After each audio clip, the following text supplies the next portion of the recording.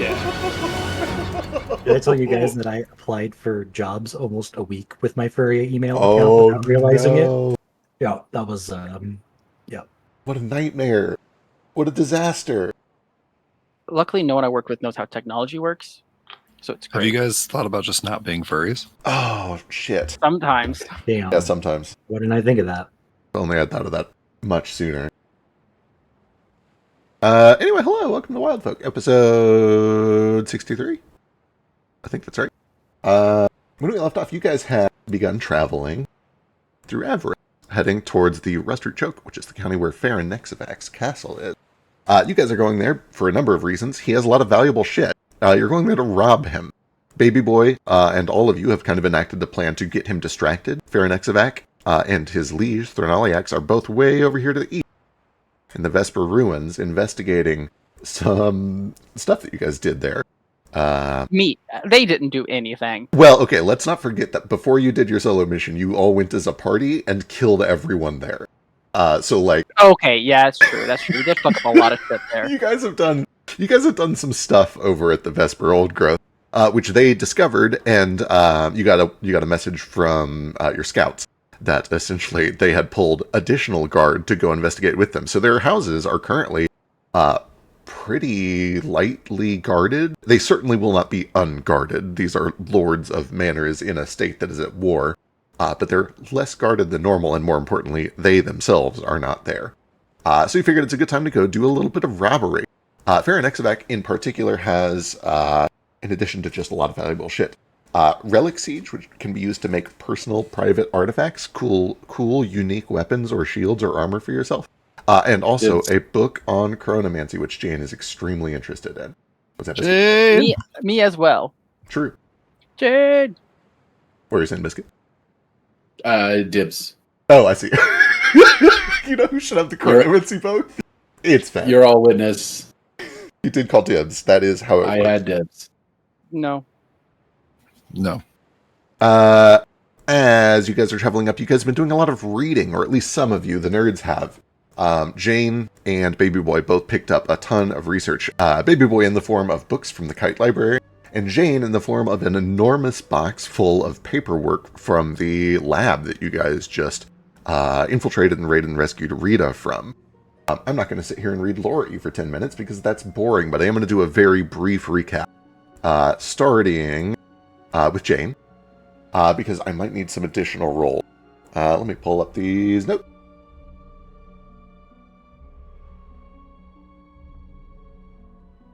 I gotta get the bad rolls out of my system. I'm gonna roll 3 d20s right now, and they're all gonna be under 10. Do it. Get it out. Same. 3 Get it natural out. 20s. Let's Get it go. out. Flush. Oh. Motherfucker. All Incredible. 10 and above, and 1 and at 20. Hey, he There actually... we go. He flushed it out. Yeah, get good. Get good, bitch. Okay, mine was okay. bad. All right, you I know guess what? just wasted all your 20s. Damn. I'm gonna get Jesus. all 20s all session. I'm tired of all this superstition. Look, I'm about to roll a 20. What are the chances you think I'm going to hit a 20? 1 in 10. Or, sorry, 1 in 20. 1 in 20, so 1/5? No, 1/20th. Or not 1/5. This 5%. 5%. 5%, yeah. Okay, now if I say, watch me roll this 20.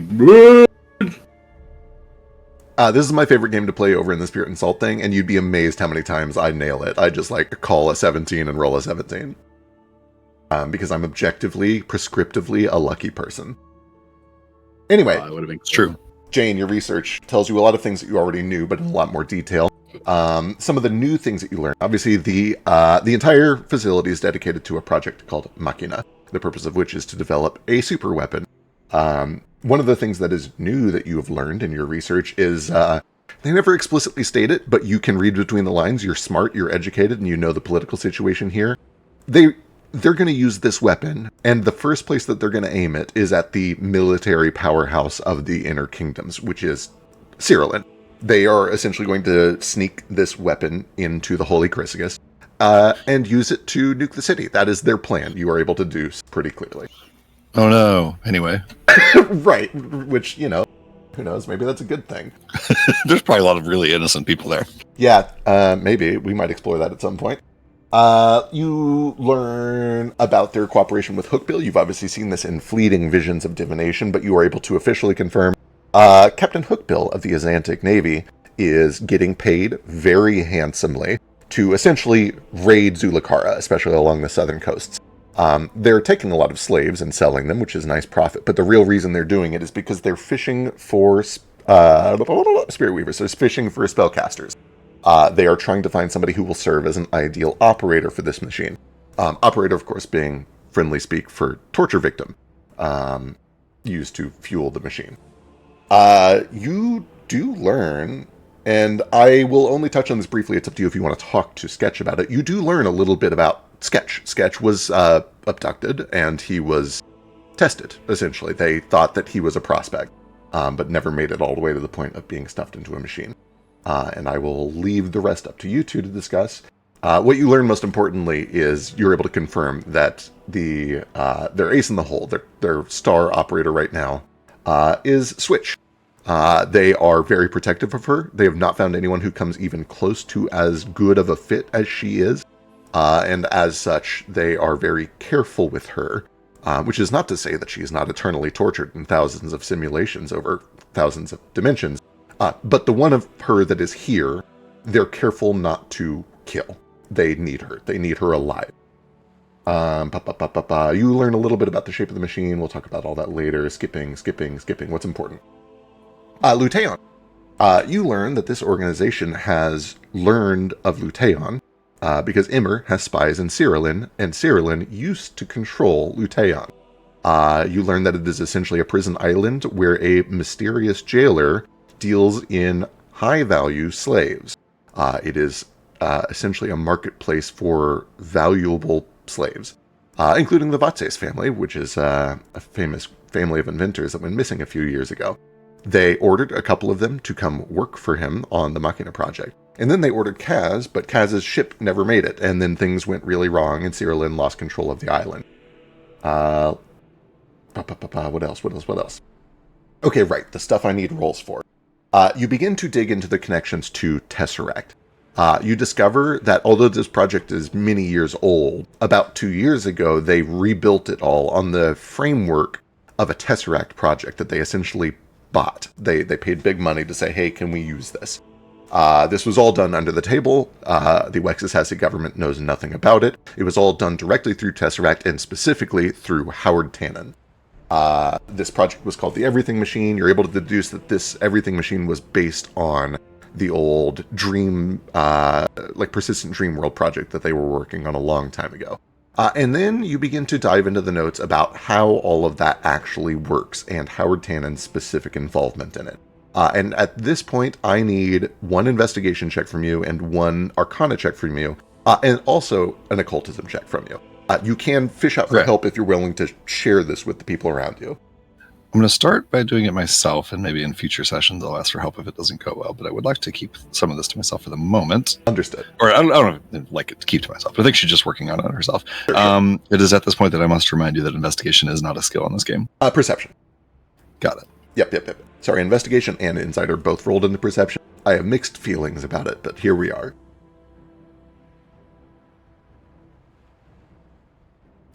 I'm going to roll all these, if I can, and then may use skills to reroll some. Sure. Sorry, investigation and arcana and occultism, yeah? Correct.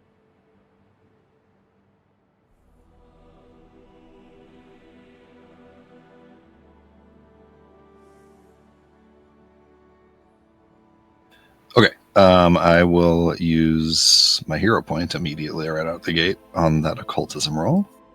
All right.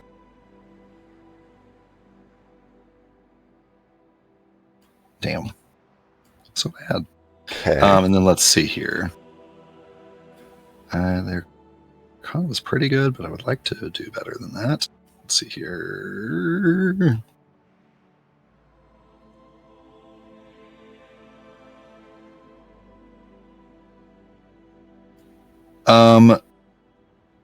I will... Not on the Arcana check, but on the Perception check, I will use this. All right.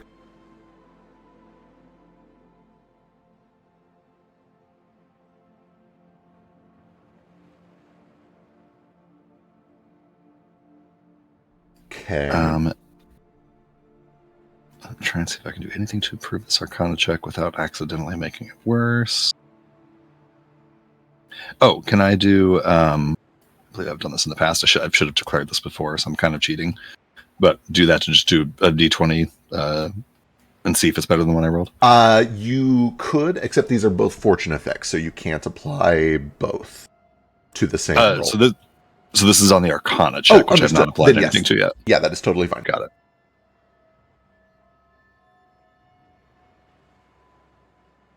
Okay, worse than the previous roll, so we'll keep the previous Arcana check, and then I've done everything I can do to the perception and the occultism now.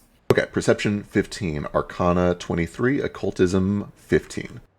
Wonderful. The first thing that you discover is you begin to dive... Sorry, really... Yep. Sorry, so fast before you say anything else. This is not procced, this isn't a fortune effect and isn't procced on failure. Can I just add +2 to my Arcana check to make it a 25? Yes. Okay. Yes, totally fine. Okay, 15. Spending all my resources 15. on lore. That makes sense. It's very Jane of you. As you get to the meat of this thing, and which, if I understand correctly, is what Jane is really interested in, is like, how did the chronomancy actually work, and can I steal any of the methodology here? For sure. Like, the lore stuff is interesting, and she's going to, like, share it with everybody because it's relevant to other people as well. But the main thing that she's looking for is, like, what's the underlying chronomantic theory, and how do I replicate it for my ends? Wonderful. As you begin to dive in, you find a smattering of notes and diagrams, and you find that they're all pretty heavily annotated by Vinsky. He has looked through all of this as eagerly as you are. He wants to do his best to understand this. He has a lot of resentment, a lot of spite towards artificing and towards Arcana technology, but that doesn't mean he's too stubborn to understand that it is better and he should use it if he can. And you quickly discover, partly by looking with your own eyes and partly from his annotation, that when the Machina project went to Tesseract and said, hey, we'd like to buy this project to rebuild ours on top of, we want to use your project as the skeleton for our project, it's not like they went to the company as a whole. He went to Tannen as a whole, or as an individual, and Tannen is kind of the only person that is contributing to this project. It's not like all of Tesseract is working on this. Tannen is doing this kind of in secret, which is a little bit unusual, but it's especially unusual to you, and Vinsky also notes this, because Tannen's not that smart. Tannen is a businessman. He's kind of a sleazy snake oil salesman. He barely understands the technology behind the product that he's selling. Right. So for him to come over here and say, hey, I have this project called the Everything Machine that I developed myself. It is my own private proprietary thing, and I will happily sell it to you, is strange. And it's even stranger that it works. It's unusual. Vinsky notes, like, there's no way that this idiot learned to program magic this well, this quickly. Like, where did this really come from? Right. And based on the conversations we've had with Susanna Bowers while she was powered up, she seemed to be aware, at least, that Howard was doing something. Maybe not, I don't know the specifics, but... True. I'm being a little extreme. It's, Bowers worked directly for Tannen. She was Tannen's assistant. There are probably 2 or 3 other people who understand. But it is noteworthy. Bowers is not depending on your definition of person, Bowers is not a person. She is... Right. She's a machine. I just didn't totally understand the Tesseract hierarchy. Like, understood. She's his quote unquote employee. Where, like, I didn't know if he had gone fully rogue against Tesseract, or if she would have known about it. But Howard Tannen is at least the public face of Tesseract. He's more than just a salesman. He's like the head CEO. He may not have full control of the company, but he certainly has the most control of the company. Right. And for him to be working individually on something like this with very little outside assistance from other people at his company, and to have this project that he allegedly built himself is suspicious to you, and it was also suspicious to Vinsky. You find out quickly as you investigate. Can I ask a quick follow-up question by asking Susanna Bowers a follow-up question by powering her on quickly? I can't remember. I think she's still just in my bag of holding and power on. I think you do just have her in a bag of holding, so if you want to pop her out, you can absolutely do that. Yeah. I assume she has no concept of the passage of time and just Severance style just blinks awake all of a sudden. You would think that, but you do notice that when she powers back up, she immediately says, "It has been 3 days, and this does not appear to be Wexasass. Where are you taking me?"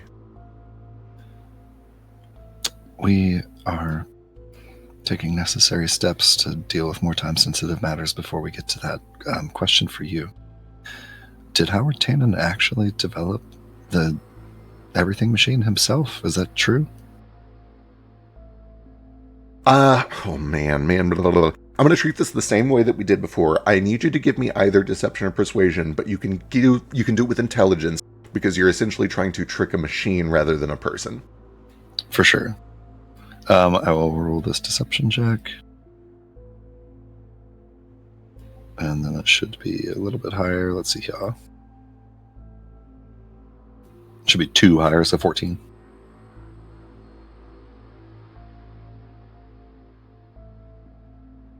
It is my understanding that he compiled it from notes that he wrote himself. I know with certainty that nobody else at the company has contributed to the code. All right, then. Thank you. I'll let you know if I need anything else. Power back off. Power down, stuff her back in the bag of holding. Wonderful. We're going to move on to the occultism check next. As you flip the page past the, okay, here's the project, here's the money, here's the paperwork, you start to see some of the actual arcane code, how this machine works. And what you discover very quickly is it is a little bit arcane. It is heavily occult. It is a blend of arcana and occultism. It is arcana that is essentially triggering and then capturing the results of occultism.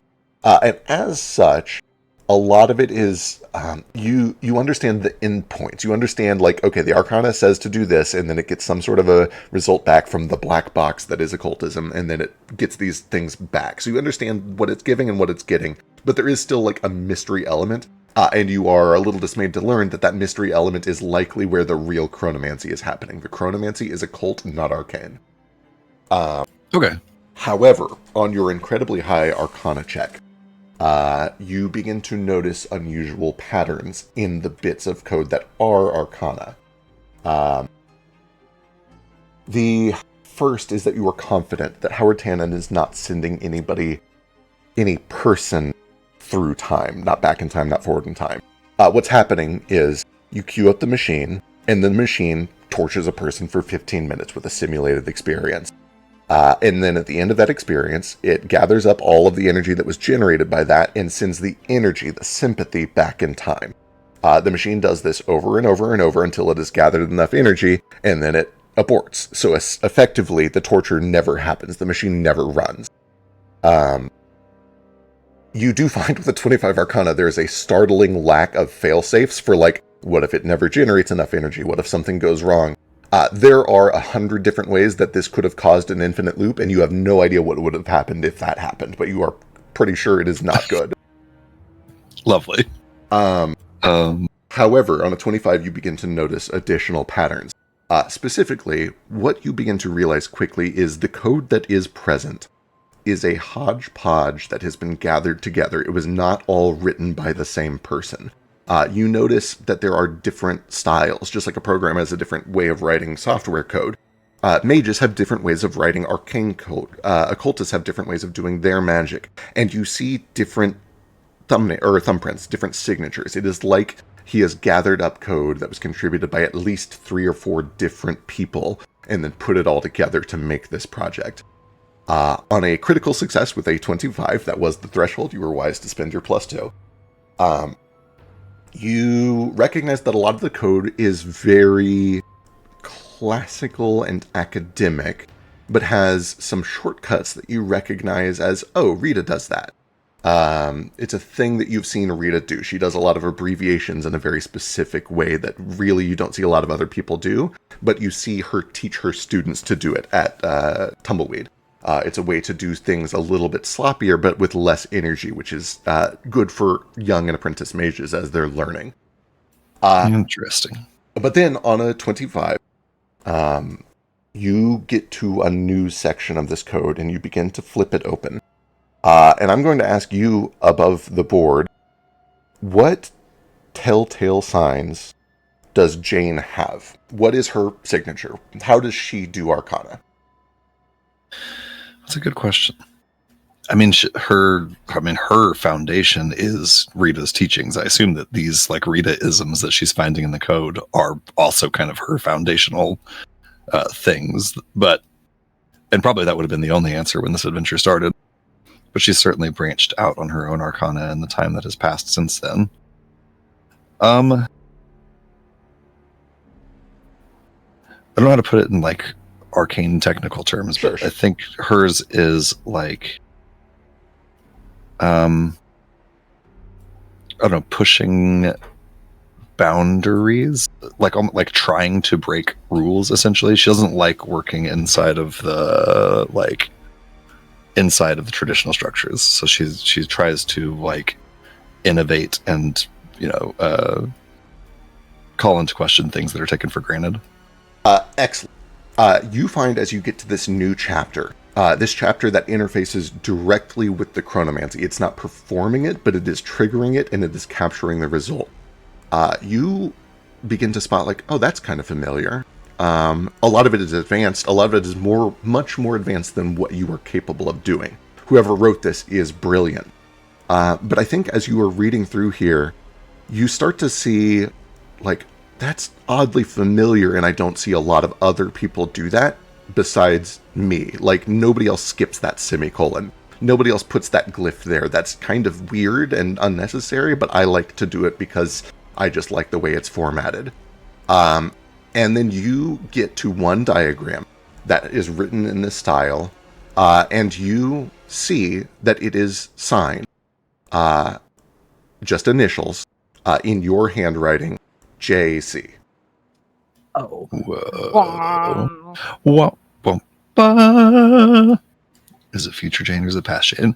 I think as Jane is doing that part of the research, she like gets her spell book, the Kingship, out and like is like comparing these notes to her own like handwriting and her own sort of notation, and is like quizzical. Interesting. Very intriguing. As you continue to study, continue to read, you are a little impressed. I don't want to put thoughts in your head, but the code here is impressive. It's brilliant. You find a number of ways that you can improve upon the ways that you are doing magic right this moment. You find a little element of a spell that you had like just grasped at this like most recent level up. You're like, oh, I can finally do this tier of magic. And you find that there's like a little paragraph of those glyphs with an abbreviation that's like super convenient and makes it even easier. And over the next hour, 2 hours, 3 hours, days, 3 or 4 days, as you begin to study all of what appear to be your own notes, you learn. You grow, you improve, you start to take a shortcut in the direction that you were already growing. You grow more powerful as a wizard. You go smarter as a chronomancer. You immediately gain a level up. Wow. Actually, April Fools, you don't. If this is a full show, I will lose my mind. I would never. I appreciate that I'm gonna about you. learn too. Quite possibly, we'll see. As Oh my god. all of that is going on, I want to jump over to Baby Boy, who is spending most of the same time reading, doing research with this big stack of books that he's picked up from the library. Mhm. Sorry, can I ask one quick follow-up question before we Absolutely. jump over? Yeah, we should. Yeah. If you have got anything before we close that one up. It's kind of unrelated or like tangentially related. As she's reading the part about how this machine works and how they are not sending like people through time, they're just sending sympathy or energy through time, essentially. I think the thought occurs to Jane for the first time, like this entire time her end goal here is send herself back through time to stop what happened to Donnie. And I think she suddenly realizes that it's probably way more realistic to send essentially like, I don't know if it's sympathy or what, but her first thought is a spell effect and a thunder wave through time to knock Donnie away from the, you know what I mean? Absolutely. I think I don't know if that's possible or not, but I think that's her first. Like, she begins to like conceptualize the idea of doing something besides sending herself through time, and instead just sending like a spell through time or something. I love that. I absolutely love that. Perfect. Wonderful. Also, a spell through time is a great title. A spell through time is It a good is lovely. title. All right, gang. Well, I'm going to level up while you guys sit here and do fucking nothing. I promise. I know I've Enjoy mentioned it. this so Best. many times. We are snake ordering this. Those of you who And get then them there were last two. will get more or earlier. I don't give a shit. I know. I'm so sorry. It's especially funny to me that it is like Drayden and Philo, who I don't know. They feel like the ones who would most want to not be last. Oh my god, Yeah, it's you an mean- ability boost level. I mean, the person that was bitching about feeling super Yeah. weak and powerless the entire fucking campaign. No. I'm so sorry. You're a cat. Let's jump to Baby Boy. Baby Boy, I'm just going to Hi. very briefly recap several of these. You do a little research on twins and magic. You definitely learn, like, yeah, especially in the field of occultism, there is a use for twins. Arcana, not so much. Nature, not so much. Divine, sometimes, but occultism is especially big on bones and blood and body parts. Sympathy attaches very naturally to things that were once a living creature. And as such, twins make it easier to do certain types of occultism. You don't get a lot of specific details, but you learn that there are certainly a lot of both fairy tales and academic works suggesting that, like, there is a power to twins in occultism specifically. We move to the planes of existence. You get a tremendous amount of information about the known planes of existence. Mare is going to provide even more, but Mare is still reading through his books. But you essentially unlock everything on the wiki, which I've already sent you. You learn about the Feywilds, you learn about the ethereal plane, the astral plane, the crosswinds, the outer planes. But what you're specifically looking for is, like, which of these could maybe be where the librarian is. You don't find a perfect and exact fit. You find little elements of, like, oh yeah, the Feywild is whimsical, and I remember the library, and especially the garden being a little whimsical. You find stuff about the Echo Fae, where it's like, oh yeah, weird tentacled aberrations come from there. But you're also like, oh, the Echo Fae is all gray, and the library wasn't gray, the garden wasn't gray, it was beautiful, there were lots of colors. So nothing is a perfect fit. Yeah. Question on that: did I find any of the planes that had weird time? You do. You find that there is certainly time dilation with the Feywild, and a little bit with the Shadowfell as well. The Feywild and the Shadowfell are kind of twinsies. They're opposites. So both of them have the possibility of time dilation. It is never moving backwards. It is just dilation. But yes, you do find that the Feywild absolutely has time dilation, as does the Shadowfell. Unpredictable time dilation, too. And then one other kind of question on that one. I know that we kind of talked about the Umbral Journey spell. Did you decide on which plane that would merge with? That would almost certainly be the ethereal plane. Yes. Okay, so it's the ethereal in this one. Yeah. Rather than going all the way into like an afterlife, because the afterlives are way out in the outer planes. I'm going to rule that it's kind of the ethereal plane, which is where souls very briefly linger if they like are clinging to their lives on the material plane, or if they resist the call of Styx, or if something happens to their body. It's Ghostland. Cool. Uh, And then I guess we can kind of decide when we get there. But like this spell, when we go partially into it, is it like safe, or is it just partial enough that we're not in either? It's safe-ish. You're like a little more vulnerable to ghosts just because there are ghosts there. But it's not like you need to take special preparations to go to the ethereal plane. You can walk around in it, you can breathe in it. In fact, it's kind of easier to move around because you can just like float around as if you too were a ghost. Yeah, I just thought the spell says you're partially in it, so it's like I guess it's kind of like in between. But yeah, okay, cool. Thank you. Wonderful. You looked for some books on undead, and specifically undead and curses of the ocean, trying to fish out information on Echulache. You didn't find a lot, but the thing that you did notice with your academia lore specifically is that there was a big uptick in books about La Echulache about 370 years ago, which you learned recently is when Jet Shemet started the international slave trade, and there were a bunch more slave ships traveling overseas. You didn't learn... It's not that you didn't find anything, it's that you found so much and it's also different and you can't separate fact from fiction. but you are at least able to objectively see, like, oh, people got way more interested in her around this time. You looked up necromancy. You learned a ton of necromancy, so much that I don't have like a big info dump for you. I'm still working on it. But necromancy, the ethics of necromancy, becoming undead, becoming a lich, becoming a lich in ethical ways.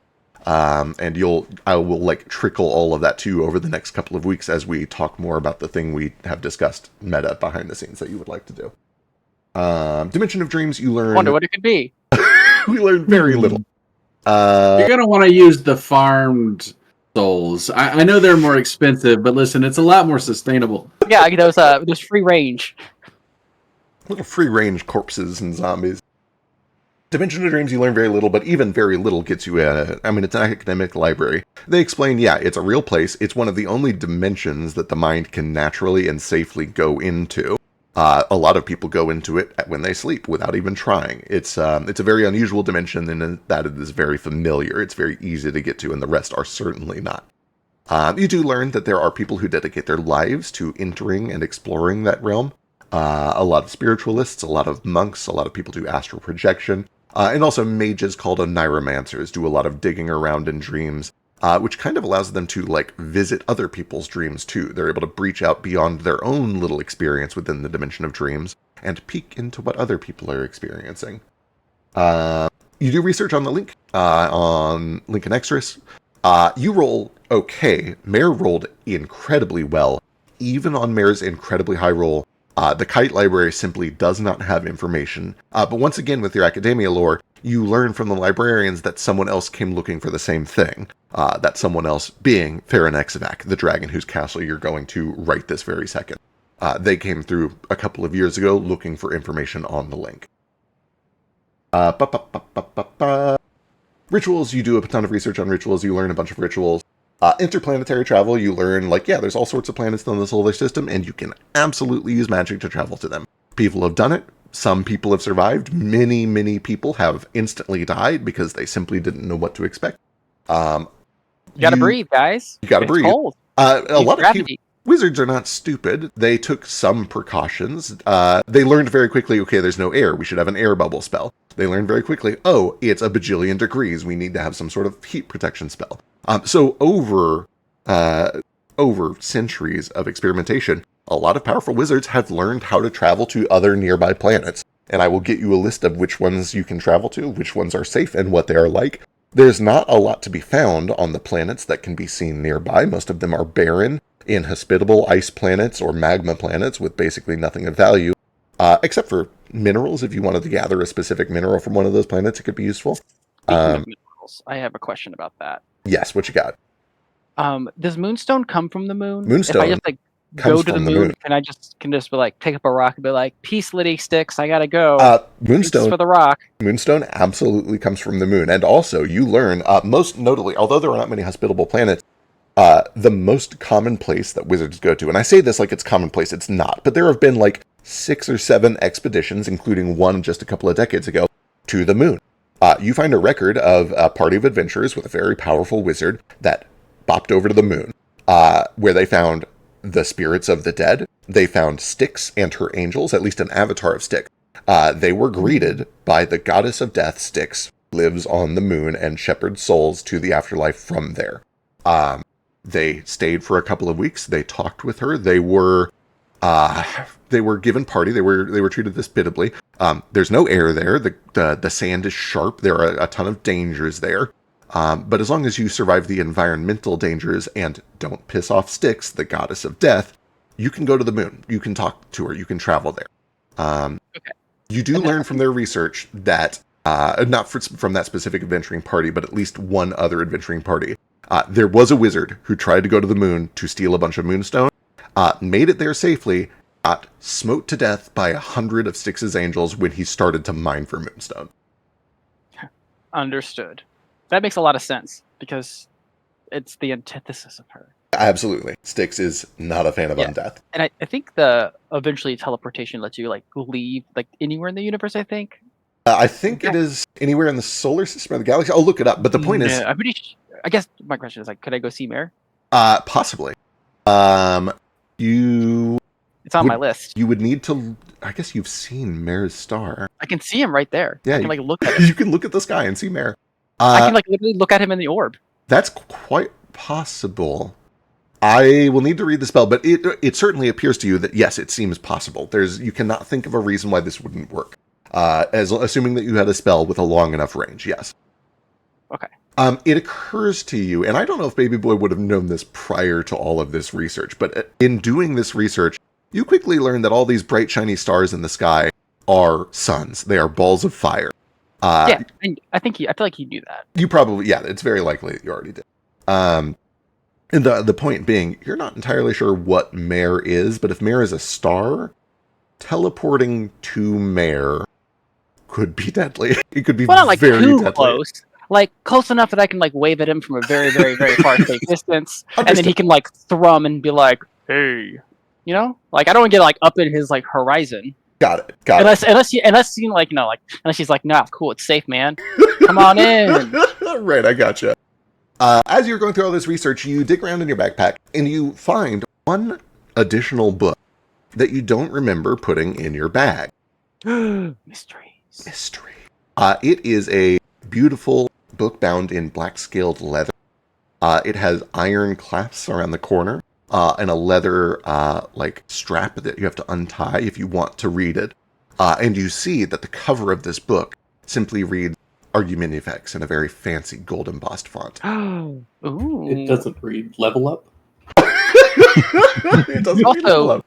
Speaking of other stuff, did you? I guess you probably haven't. The book that the super secret book that had like the crystals. The crystals and stuff. growing out of it, yeah. Okay. Let's cut away I to see that that real we- quick, because that is not going to take too long. There's no reason that this wouldn't work. You have a professional and you have like 2 days of downtime. So let's cut back. At the Landfall campus, essentially, you spend 2 days working with, I forget his name, the Bear Miner, I to don't remember his name either. cautiously chip away at this ever-growing sharp shards of like yellow obsidian crystal that keeps growing out of this book. Until eventually you're able to chip away and dispel, chip away, dispel, chip away, dispel. And you find that the book is actually like a leather cover that is around a single slab of kind of a yellowish quartz. And on this quartz is etched a map that you recognize to be a map of the world. And you see that there are locations marked across the surface of this map. I need to draw this map and give it to you, but there are about 13 or 14 X's at various places across this map. Some in the wildlands, some in the barren lands, some in the middle of the ocean. It's just a map of the world with locations marked on it. Whoa. Wow. Does it feel crazy? Does it feel like I can show my friends and they would be like, "Wow, that's so cool," instead of like and then like transforming in front of me? I don't think we've ever addressed whether Baby Boy can tell whether something is a mind hazard. He can't because he gets the tickle in his brain. Oh, you do get the tickle in your brain. You look at this and you don't get a tickle in your brain. Okay, I'll show my friends soon. I guess I should open up the Argumentifex book. Is there magic on it? Do you have a way to detect magic? That's a good question. Allow me to look at my stuff. Bet you I could lick it and tell if it's magic or not. I do not have detect magic because there's a wizard in my group. Hey Jade, is this magical? Cast detect magic. Jane. I can also use my 8 zillion things about identifying magic on things if needed. Understood. Jane does not detect any magic coming off of this. I'm sorry, hang on. Give me an Arcana check, Jane.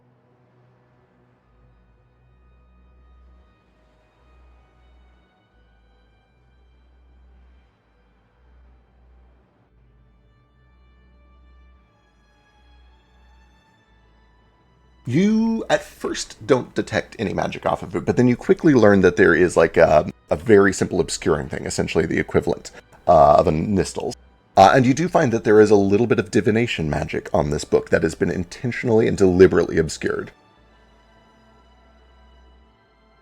Oh. I'm sorry, I was reading something. Say one more time. You do find that there is a little bit of divination magic on this book that has been intentionally masked, like with the Nistles. Oh, interesting.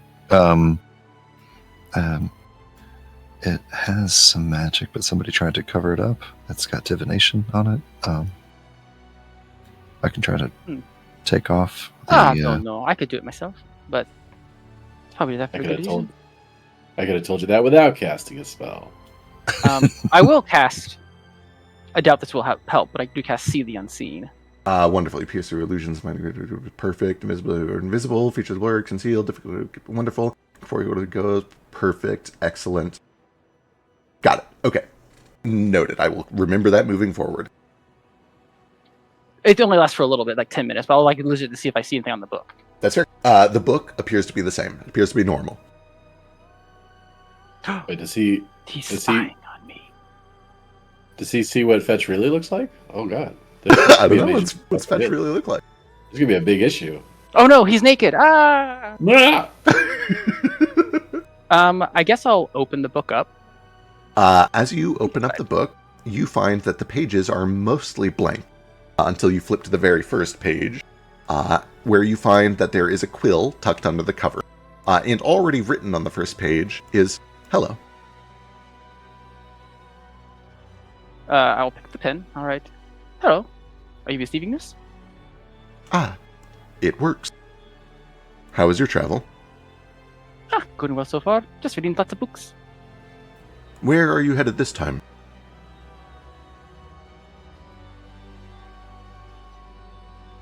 Ooh.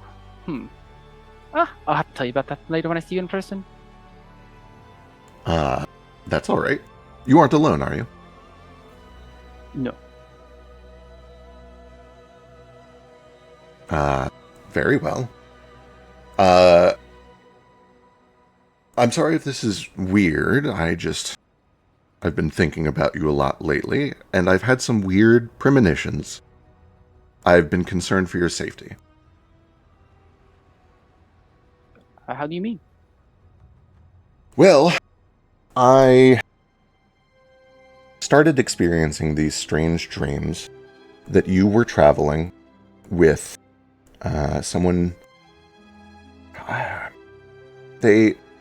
I've seen you travel with them before, but I can't tell for sure. They had glasses and blue clothing, kind of brownish fur, long tail, and they had with them a little black cat. And I just got this foreboding feeling about it.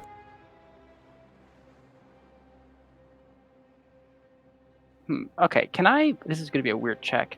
Can I make a check to see if this sounds like Argument of X, and not just some rando who's pretending to be him? Sure, you can give me an insight, which is perception in this system.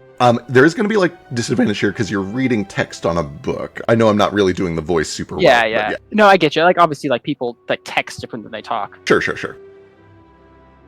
And then I guess Mayor will second it because that's what he's there for. Sure.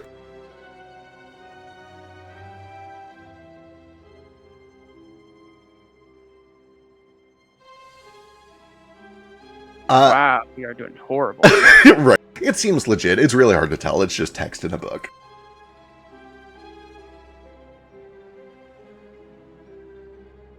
Could you elaborate?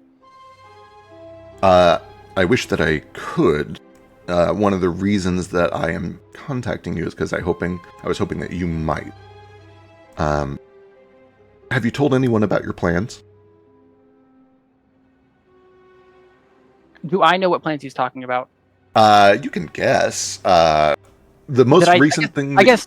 Did I tell him about plan? I don't think I mentioned plans to him. Have I? That's up to you. It's certainly, if you haven't already, you need to do it soon because it's not something where you just go in one day and get the operation. It's something that you need to start discussing.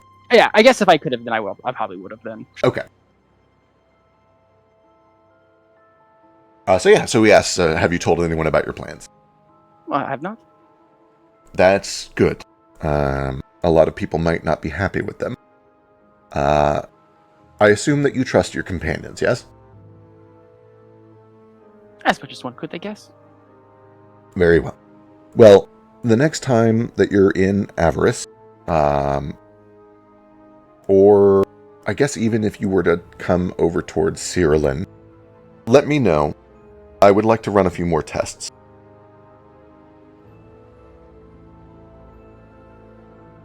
Okay. Next time I'm in town, I'll let you know. All right.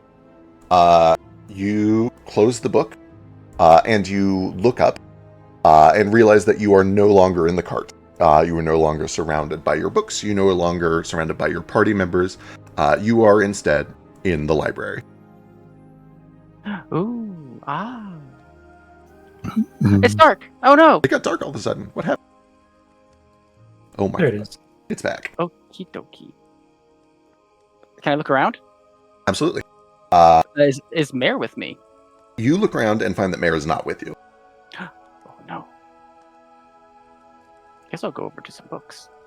I'm gonna look at this bookshelf. Do the books that are normally here appear to be here? Go and give me academia check.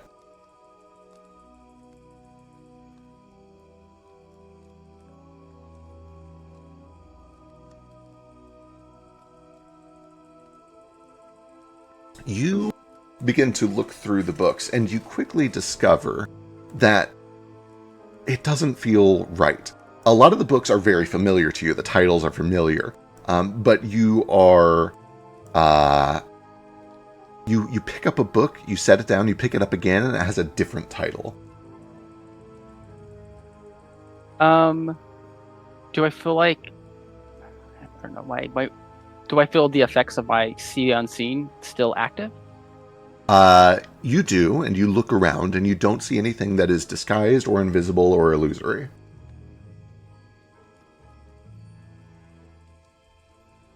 Mysterious. I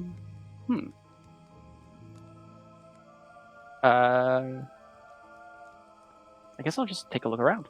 All right. As you begin to look around the library, we're going to jump over to...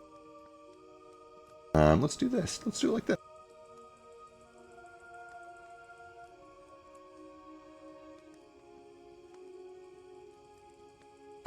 We're going to jump over to Fetch. Fetch, you are enjoying this ride, or maybe not enjoying this ride on this cart, this boring ride through a cart through Avarice. Although it is very comfy on the inside. It's essentially just a big pillow fort. Okay, I have to stop you. Yes, what you got? Before we get into anything, it's very, very important. Yes. I'm going to predict the weather. Do you have an ability for this, or is this just you doing like a survival check? I bought the predict the weather ability. Oh, hell yeah. You predict the weather, and you're trying out your weather prediction spell. And the first prediction that you get says, like, yeah, the next 24 hours are going to be kind of cloudy, kind of overcast, kind of gloomy, just a little bit of light sprinkles every now and then, on and off. But then you do another one a few hours later, and this time it's like, yeah, it's going to be cloudy, it's going to be a little overcast, but there's going to be some pink late in the afternoon. What? Yeah. Pink. Pink. There's going to be a little pink in the afternoon. Huh. I didn't crit fail. What is pink? What does pink mean? Alright, carry on. By the way, I get a +1 bonus to any checks that I make to prepare for the pink.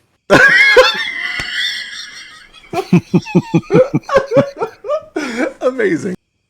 Sure enough, as you start to kind of lull off to sleep and the sun gets lower and lower, you do see that the sky turns kind of a lovely shade of pink. The terrain around you gets less grassy and more dry. The evergreens and oaks begin to be replaced with tumbleweed and cacti. You start to see other carts pass by that are led not by horses and knights, but by carts and donkeys and mules, and occasionally even little machines. It feels not too unlike Wexisas, where you just were a few days ago. But then you start to see clouds rolling in over the horizon that are a vibrant pink, like cotton candy. Wow. This is a natural phenomenon that I'm aware of? Give me a nature check. I mean, theoretically, it must be. I predicted it. Yeah. I mean, I've seen pink clouds. That's not shocking, but absolutely. Bubblegum? I'm not No, sure. certainly not bubblegum. This feels unnatural to you, but you've heard stories of it for certain. You have heard that this is a telltale sign that there is a migration happening of flying elephants. And that if you keep your eyes on the horizon, you'll likely see flocks of them traveling south for the winter. Oh no. Okay, I know I didn't roll that good, but I don't think I crit failed it. No, you're certain. You're certain that this is true and that you are brilliant for knowing this. This is like a rare natural phenomenon that you know about. Wow. I'll kick back for some sightseeing then. Excellent. Sure enough, after about 20 or 30 minutes, you start to see these flocks sailing by. These enormous shadows against the sunlight with their enormous ears flapping. And eventually, one of them diverts, and you feel a thud as it lands next to the cart and begins walking alongside the cart, poking its big eye into the cart. And you see, too, that the elephant's skin is not the leathery gray that you might expect, but a brilliant bubblegum pink. And it speaks to you through the window. Hello. Oh, I was just about trying to lick it. Now it feels rude, so I'm gonna pause. You can lick it if you want. Maybe Okay, not the eyeball. You open up the window and reach your head out and lick it. Tastes sweet. Tastes kind of like a little fruity, but like in a fake sort of saccharine way. Mmm. Sketch would love you. Who's Sketch? That's my bro. Is he here? He's not here on account of this being my dream. That's a shame. Yeah. Where are you headed? Yeah. Honestly, I have no idea. I'm on a big quest to waste my own time. Hopefully, it'll buy me a. Hopefully, it'll buy me the help of my friends when I need it, which is what it's all about. That is what it's all about. Friends helping friends. I had a friend once. That's it. Oh, That's the whole story. I'll be your friend. Will you? That's sweet. I'm a friend to all the spirits. What's your name? Gosh, this is such a fey occurrence. I should never. But Fetch doesn't have any reason. Anyway, it's Fetch. Fetch is a good name. Your brother is Sketch? Mm-hmm. Fetch and Sketch. That makes sense. So you can tell that you're related because of the names. Yeah, and also the looking alike. He looks like you? Exactly. Except some of the spots are a little bit different, but You said that he's not here. Where is he? awake somewhere. That's a shame. Yeah. He sleeps sometimes, though, right? We try not to on Mondays lately. Why's that? Bad dreams. Oh, I don't like bad dreams. Mm. Always on Mondays, though? Yeah, it's weird. That's weird. Well, I should go get back to my friends. They'll leave without me if I don't. You should do the same. Do you have friends waiting for you? I like to think that I probably do. Oh, do you not know? It's hard to tell. You can't take someone's word for something. You can't believe someone when they say something to you, but you can believe it when they show you something. And a lot of my friends that I'm hanging around with right now, I haven't had a chance to see them show me who they really are. What I have seen, I haven't liked. I see. Are they bad? If they are, all the more reason for them to be my friend. I like the way that you think. Better to have a dangerous friend than a dangerous enemy. Do you have dangerous friends? One's a Terminator and one's a psychopathic, like, arsonist, and actually two of them are psychopathic arsonists, but I'm the most dangerous one of them all. I see. What a sick response. We're going to jump over to...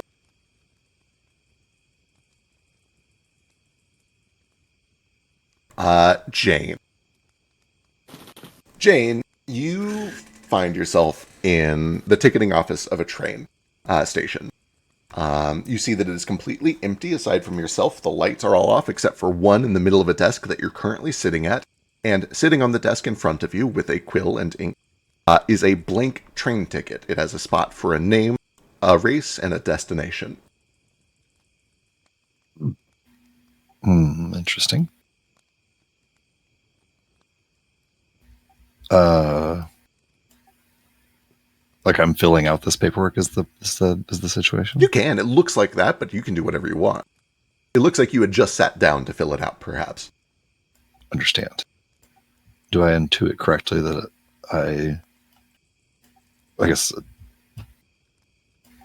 does Jane know that she is dreaming? Am I actually dreaming? I assuming that I'm dreaming. I think that this is a reasonable check for Jane to make, just because she doesn't normally do this. So she can give me an insight check. The DC is pretty low, even for Jane.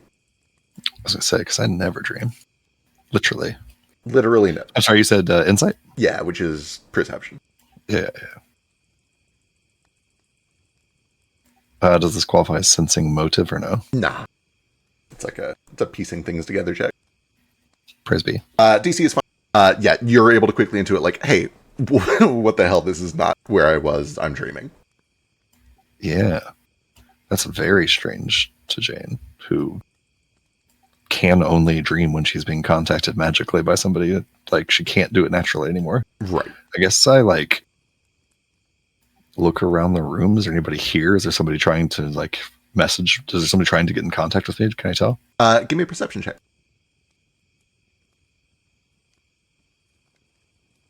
And if I'm able to, use spells in this dream, I will cast Detect Magic. Perfect. Excellent. Give me a D20.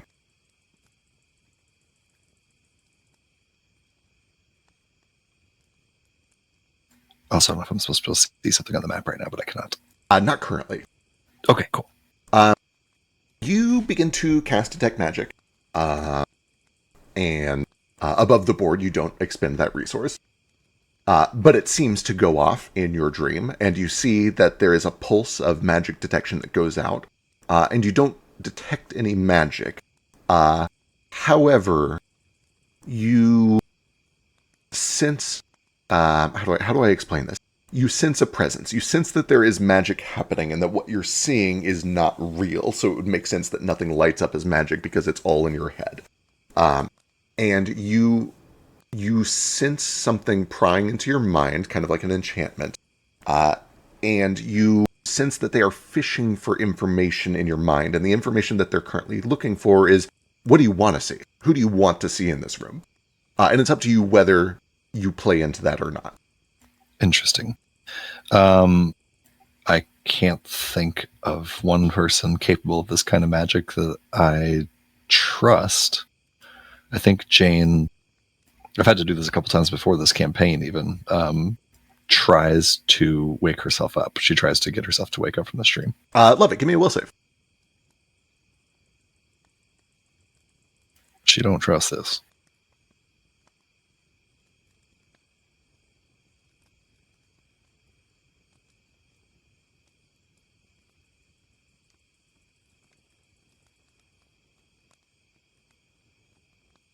Hey. You are certain that not only is this a dream, but because of who you are and the nature of dreams, and also just what Jane believes about dreams in general, this must be magic, and it must be interference. And so you begin to fight and look for ways to wake yourself up. And you begin to, I guess, how does Jane do it? Do you try to startle yourself awake? Do you try to, pinch yourself? What is your oneiromancy trick? How do you wake yourself out of a dream? I think it's doing all the things you do when you're trying to lucid dream to confirm to yourself that you are dreaming. She starts counting her fingers, and she looks down at that paperwork again and tries to really focus on the text and read the words of it in detail. Just tries to shake herself out of it by recognizing what's happening. Amazing. Excellent. You look down at the book, and sure enough, you start to see characters drift in weird ways or go fuzzy. When you really focus on them, it's like you knew what they said until you looked at them, and now that you've looked at them closely, you can't read it at all, so you're not sure how you ever knew what it said. And you feel yourself just detaching from whatever this is, detaching from this reality that has been sculpted for you. And you start to feel cold. You see the light on the desk start to flicker out, and then everything goes dark. And we're going to jump real quick to sketch. Cool. sketch, you find yourself waking up to the sounds of birds calling, waterfalls roaring, wind whistling between trees. And when you look around, you're somewhere warm, you're somewhere comfortable, you're under kind of a soft afternoon sun. And as you look around, you find that you're in a place that simply makes no sense. It's beautiful, it's natural, but the sizes are wrong. There is a tree 3 miles away that looks as big as a building. There's like a lion in front of you the size of your pinky toe. It is a nonsensical and silly place. What do you do?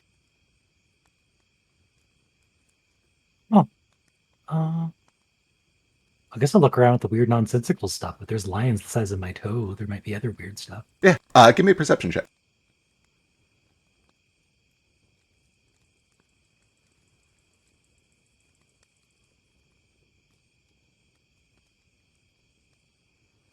You begin to squint down real small, starting with this microscopic lion, and then you pull back and look around to see what is around you in the bigger picture.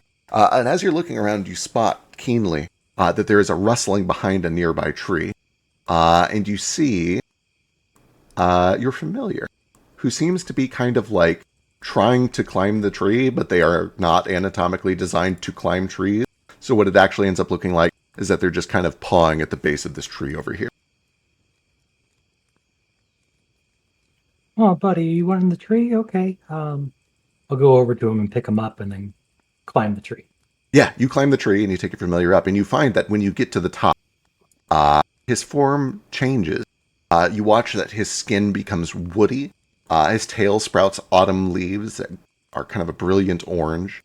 And he kind of just nestles into you. He becomes very tree-like as he is in this tree. Whoa, that's cool, CJ. When'd you learn to do that? Huh. I'll just pick him up and look at him. You pick him up and look, and as you pick him up and look at him, there's a gust of wind, and you watch as he slips out of your hands and becomes a cloud and begins to just drift in circles around the tree playfully. Well, huh? Okay. You can just do whatever you want, huh? I'm gonna try to jump out of the tree and turn into a cloud. Give me a D20.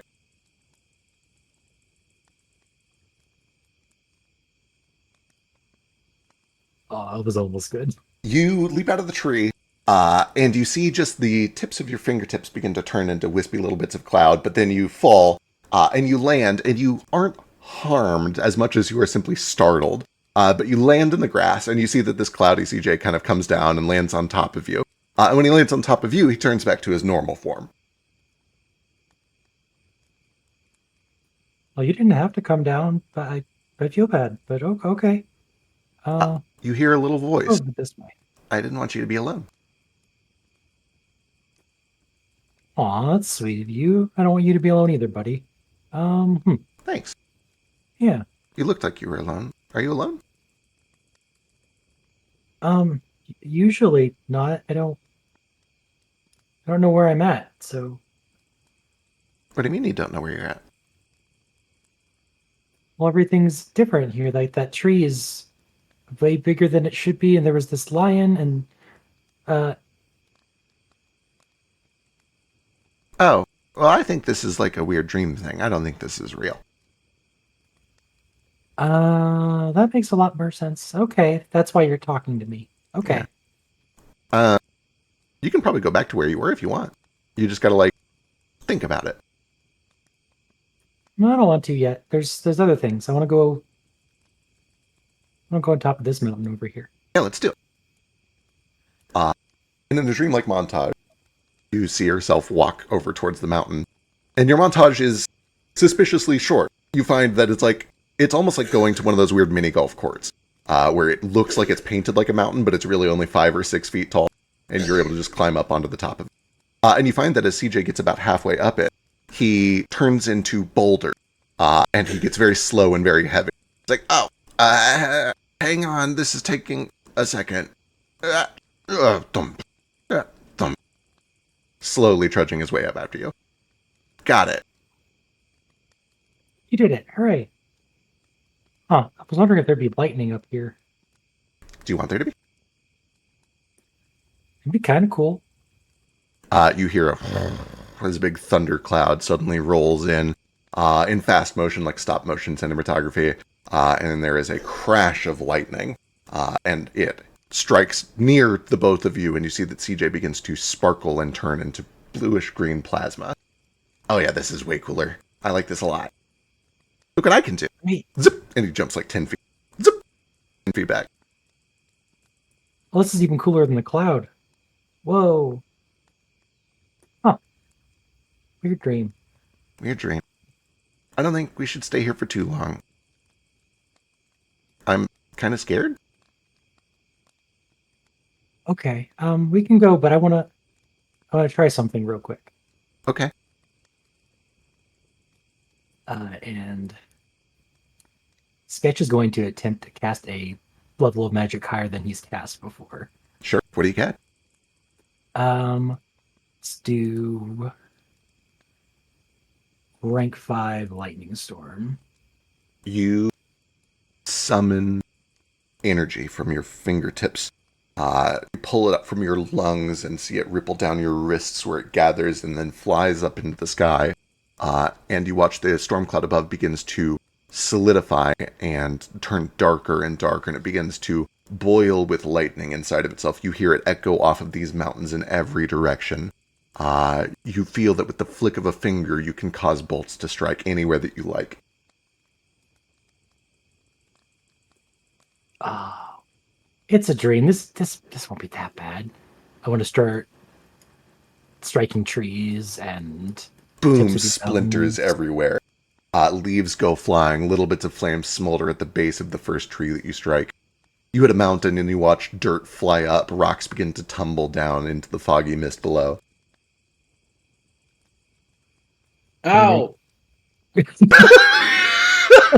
You hear ow in Fetch's voice, and you look and see that one of the bits of like dirt clods has like smacked Fetch in the face. Oh, sorry, Yes. Fetch. It's cool. I caught it. Like with your teeth? My face.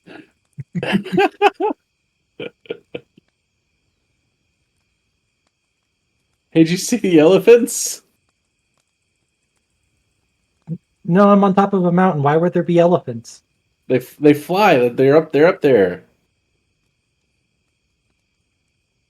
No, that's dumb. There aren't any flying elephants. Excuse me. I saw it with my own eyes. I tasted it with my own tongue. It tastes like cotton candy. They look.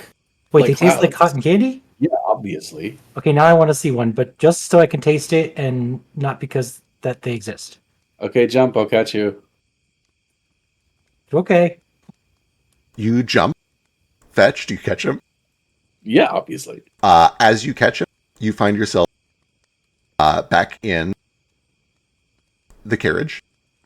Ooh. In what appears to be Wex's house, not Avarice.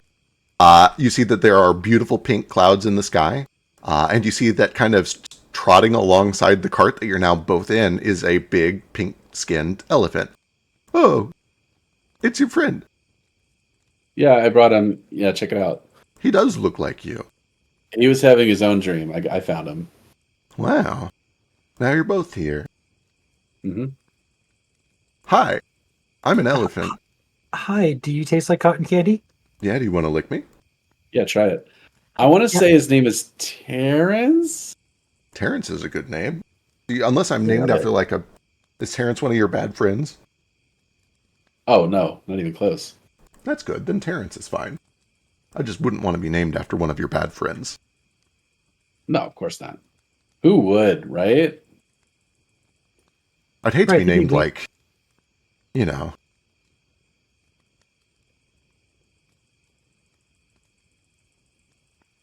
Argus is a pretty gross name, but I'm gonna lick you now. I'd hate to be named Argus. Yeah, you lick. Yeah, like Sweet. Kind of bubbly gummy. Kind of fruity in a weird fake way. Huh, weird. it turns your tongue pink. So I thought they were gonna be made out of cotton candy, and that was more exciting, but now it's just like weird leather. Yeah, it does have like a kind of a leathery, sweaty, a little bit hairy kind of texture, which is not pleasant, but the flavor though. You two were traveling in the same place? Yeah. I guess we are. The elephant looks to you, Sketches. Your brother didn't know where you were going. Do you know where you're going? I forget what it's called. I'm just kind of going where Jane tells me to go at this point because she knows where we're going. Jane? Who's Jane? She's one of our neutral friends. Oh, so she's not one of the bad ones? I don't buy neutrality. There are friends you trust, and there are friends you don't trust. As long as she's not one of your bad friends. No, I don't think so. Probably. Who are your bad friends? I'm not going to call her a bad friend, but I will say she's a friend I don't trust. That's fair. These Can I go things back to can my change dream now? over Your time. dream's kind of boring. What are you talking about? My dream is a flying pink elephant. There was a herd of them in the sky. Right, but They were flying in a V formation like geese. Right, but I was just making lightning everywhere. It was so cool. Actually, that does sound sick. When I was there, I didn't see the lightning. Oh, that's what smacked you in the face. I hit a mountain and a rock hit you in the face. Oh, see, I thought you were just throwing rocks. That's what I would have been doing at the top of the mountain. Perfect. Let's jump over to Tex. Tex, we talked about this briefly at the end of last session. You find yourself in a field of death and fire, a real, actual hellscape, a battlefield, or the scorched remnants of an ongoing battlefield. And you look up and see the two suns burning in the sky, and you watch as a shape descends from them. A shape that is familiar to you. It's up to you how much you have seen of this particular friend, or if you can even call them a friend. But the familiar visage of Somno, this creature, cloaked in a cloak of shadows and starlight that seem to twinkle even as it ripples down towards you. These two long, curved, striped horns that come off from the top of a tall, hunched shape in the center of it. You see two glowing yellow eyes, vertical, stacked one on top of the other, that peek out from an infinite and impossible black in the hood of this cloak. And from the bottom of it, you see these little skittering centipede legs that it lands on with some grace, seemingly unaffected by the fires all around you. And you hear a voice. Hello. Hey. Sorry to drop in on you like this. I've had some strange developments lately. I'm keeping your friends entertained. I won't harm them.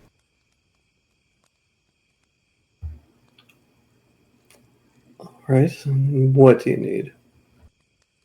There have been disturbances at the Twin Mirror Lakes. I fear that there may be danger coming to me, and I know that you have a vested interest in my well-being. And you watch as one of these centipede legs kind of pulls up under this cloak and then extends back out, and you see one of your totem in the leg. And who did you piss off? Who haven't I pissed off? People come to me for my services from time to time, and then I come for them.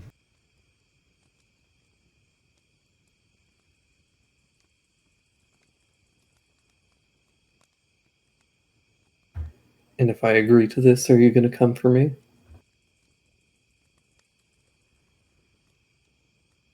If I were going to come for you, don't you think it were more likely that I would do it if you didn't help me? But no, if you help me with this, I will not come for you. We can sign it in blood. All right. What do you need? Come to the Twin Mirror Lakes. Find out what is causing the disturbance. Eradicate it. I will give you your totem back. and I will sign a contract in blood that I will not mess with you, in your dreams or in real life.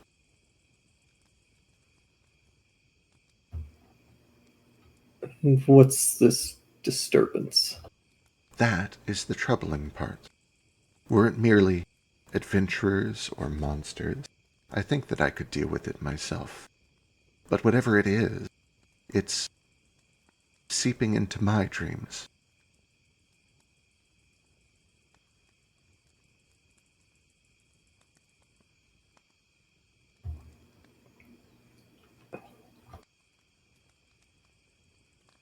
Huh.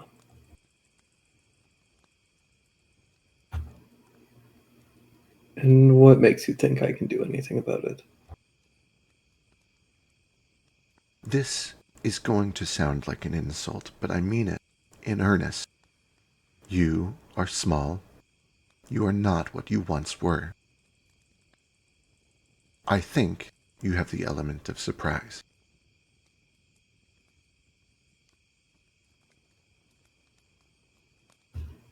All right. I'll see what I can do. Give me a will save.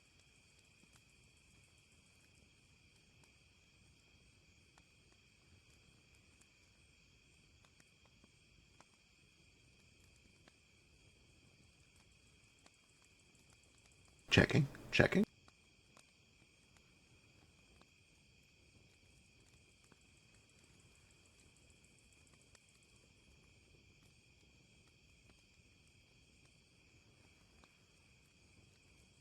Do be quick. How soon can you be here?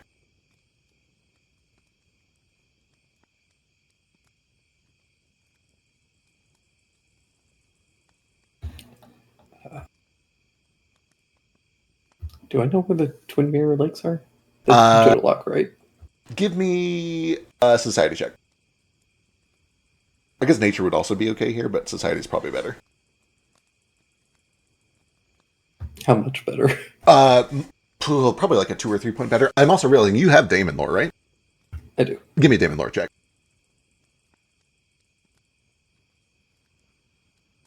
Delightful. As good as I can do. That is about as good as you can get. You know this because you know Somnum. This has been his home for quite some time. The Twin Mirror Lakes are hereish. They're in the southeastern corner of Cyrillon's territory. This used to be Blemish, and they claimed it in the war, and notably it is one of the parts that did not get returned when they were made a vassal state. Okay.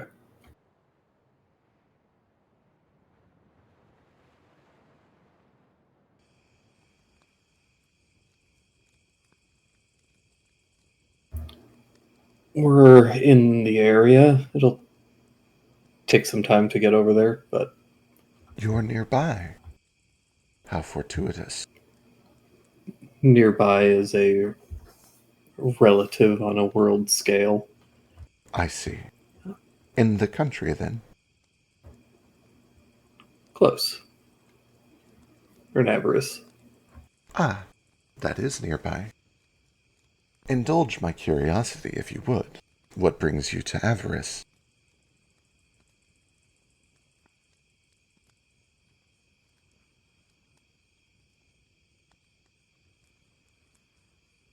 I have some favors to pay back. Very curious. I've not known you to be the favoring type. Am I correct in Well, assuming that this favor is violent?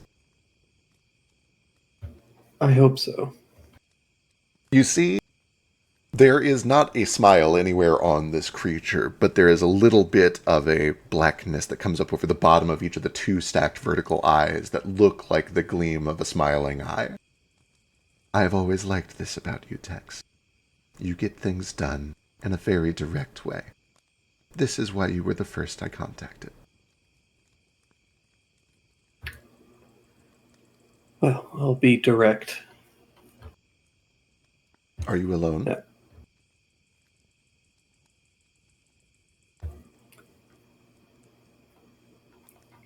You're well aware that I'm not alone. I don't know why you travel with that man. Man is a strong word. He's practically a boy. Which one? You've taken another. That does describe like 4 people in the party, just saying. I've unfortunately found myself surrounded by a lot of individuals, all who fit that description. Well, and you do see that he begins to skitter in like a curling, almost serpentine pattern around you. And then just kind of lays down flat so that his big face is like looking right at you. And like leans his head sideways as if resting on a pillow. So his 2 eyes are now horizontal. And you see that there's just like this gleaming curiosity. Spill the tea. Who have you found?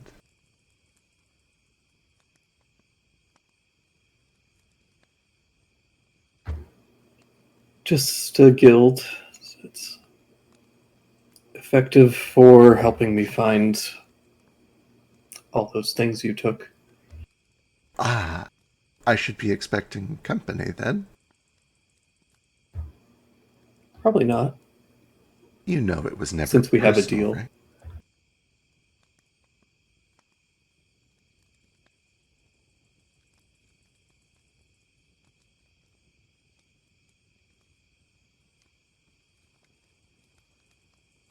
Very well. How long has this been going on? I noticed it about 2.5 weeks ago.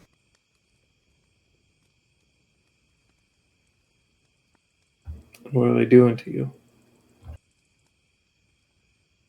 I've been seeing images in my mind of Feruxa in blue, with weapons, malice in their eyes, fire on their torches, poison in barrels that they dump into the lake.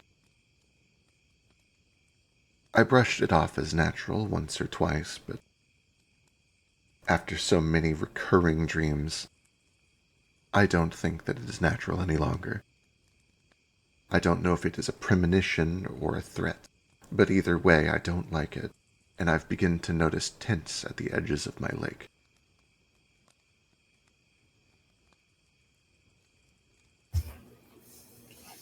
Oh, I'll be sure to get rid of them. You just make sure you have that totem for me. Of course. I will leave you to it then. All right. I'm going to go find the idiots, and I'm going to try and see if I can, because I assume he's using my totem to do some of this, try and jump from my dream to Jane's dream. Amazing. Before that, real quick,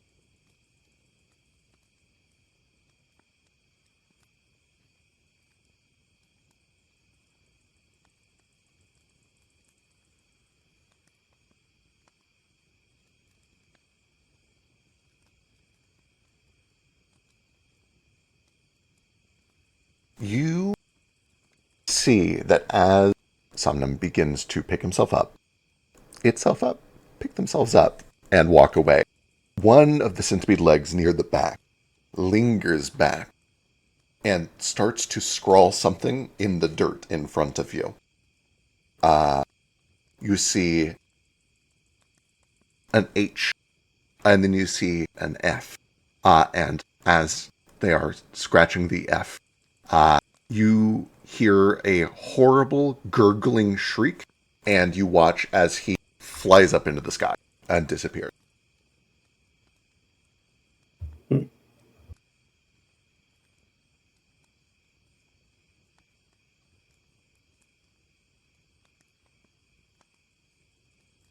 Almost like it was starting to write help.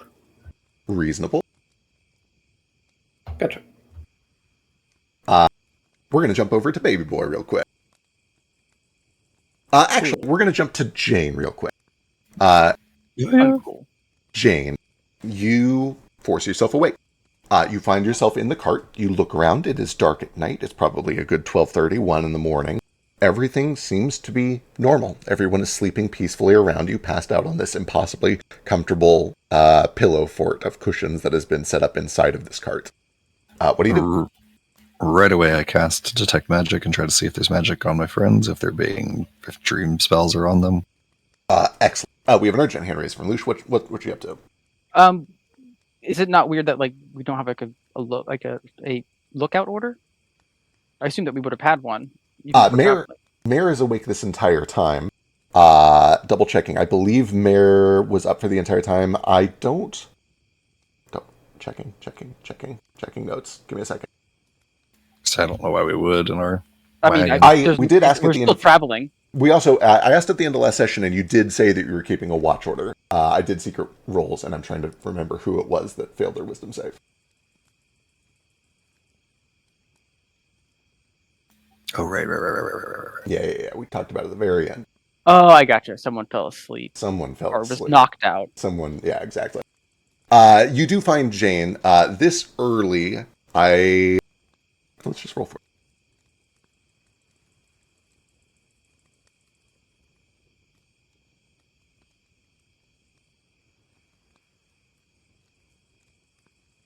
You find that it was supposed to be Sketch's watch, and Sketch is passed out comfortably.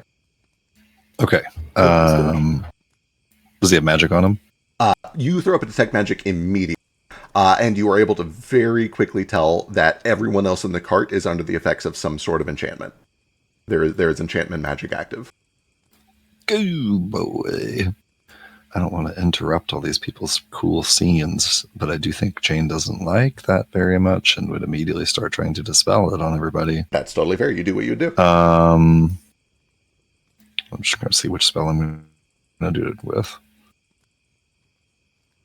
I think probably the first one she goes to is going to be Sketch, since he's like the one who was like supposed to be on watch. As in the one that is most like unusual that he's asleep, and it seems like something was like done to him, probably. Totally fair. So I will cast Dispel Magic on him. I will tell you before you do the roll what your counteract check needs to be. It is a 4th level. I don't know if level affects that. It does. Checking. So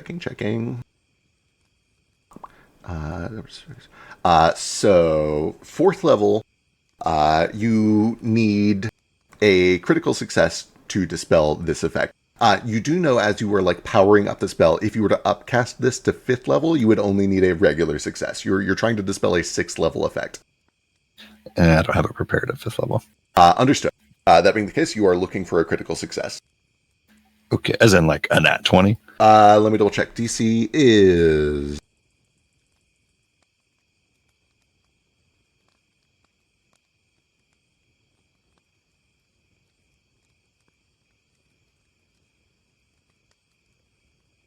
Math is hard. DC is 16, so you need a 26 or better to crit on this. Okay, lovely. And then I doubt this is happening right now, but I'm going to post it so that you and I, between the two of us, remember that I have this all the time now. I'm just basically automatically aware when there's chronomancy going on around me now with this level up. Not chronomancy, but good to know. Okay. Arcana. Arcana check? Or no, not Arcana, just a counteract check. Counteract check is an Arcana check. Oh, lovely. Cool. Yep.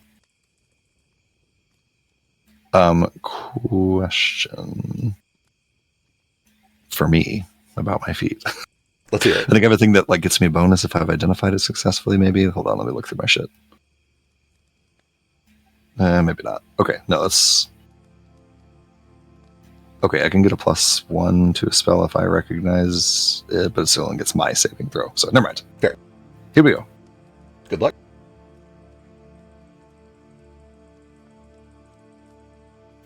Go. You latch onto this magic, and you quickly discover that it is just too strong to knock out with that dispel magic. I will... Has it been late enough that we get a second round of hero points? We are about 15 minutes away. It's certainly... All right. If you strategically stall for 15 minutes, yeah. We'll say that after this scene, just to avoid that chicanery. I can't believe that hasn't happened sooner. I do have things I can use for this, though. Where did it go? I have so much shit. This is once per day. Something in here is once per hour. Hold on. Oh, wait, the once per hour is overclock, which isn't going to do it. Guys, there's so many abilities in this game. So many. There's So like many. 5 good. And so Okay. many of them aren't good. I will try divine, or I don't know if I can do this. 1 action, 2 action. Okay, I can. So I can still do that all in 1 turn. Worse. Damn. Oh no.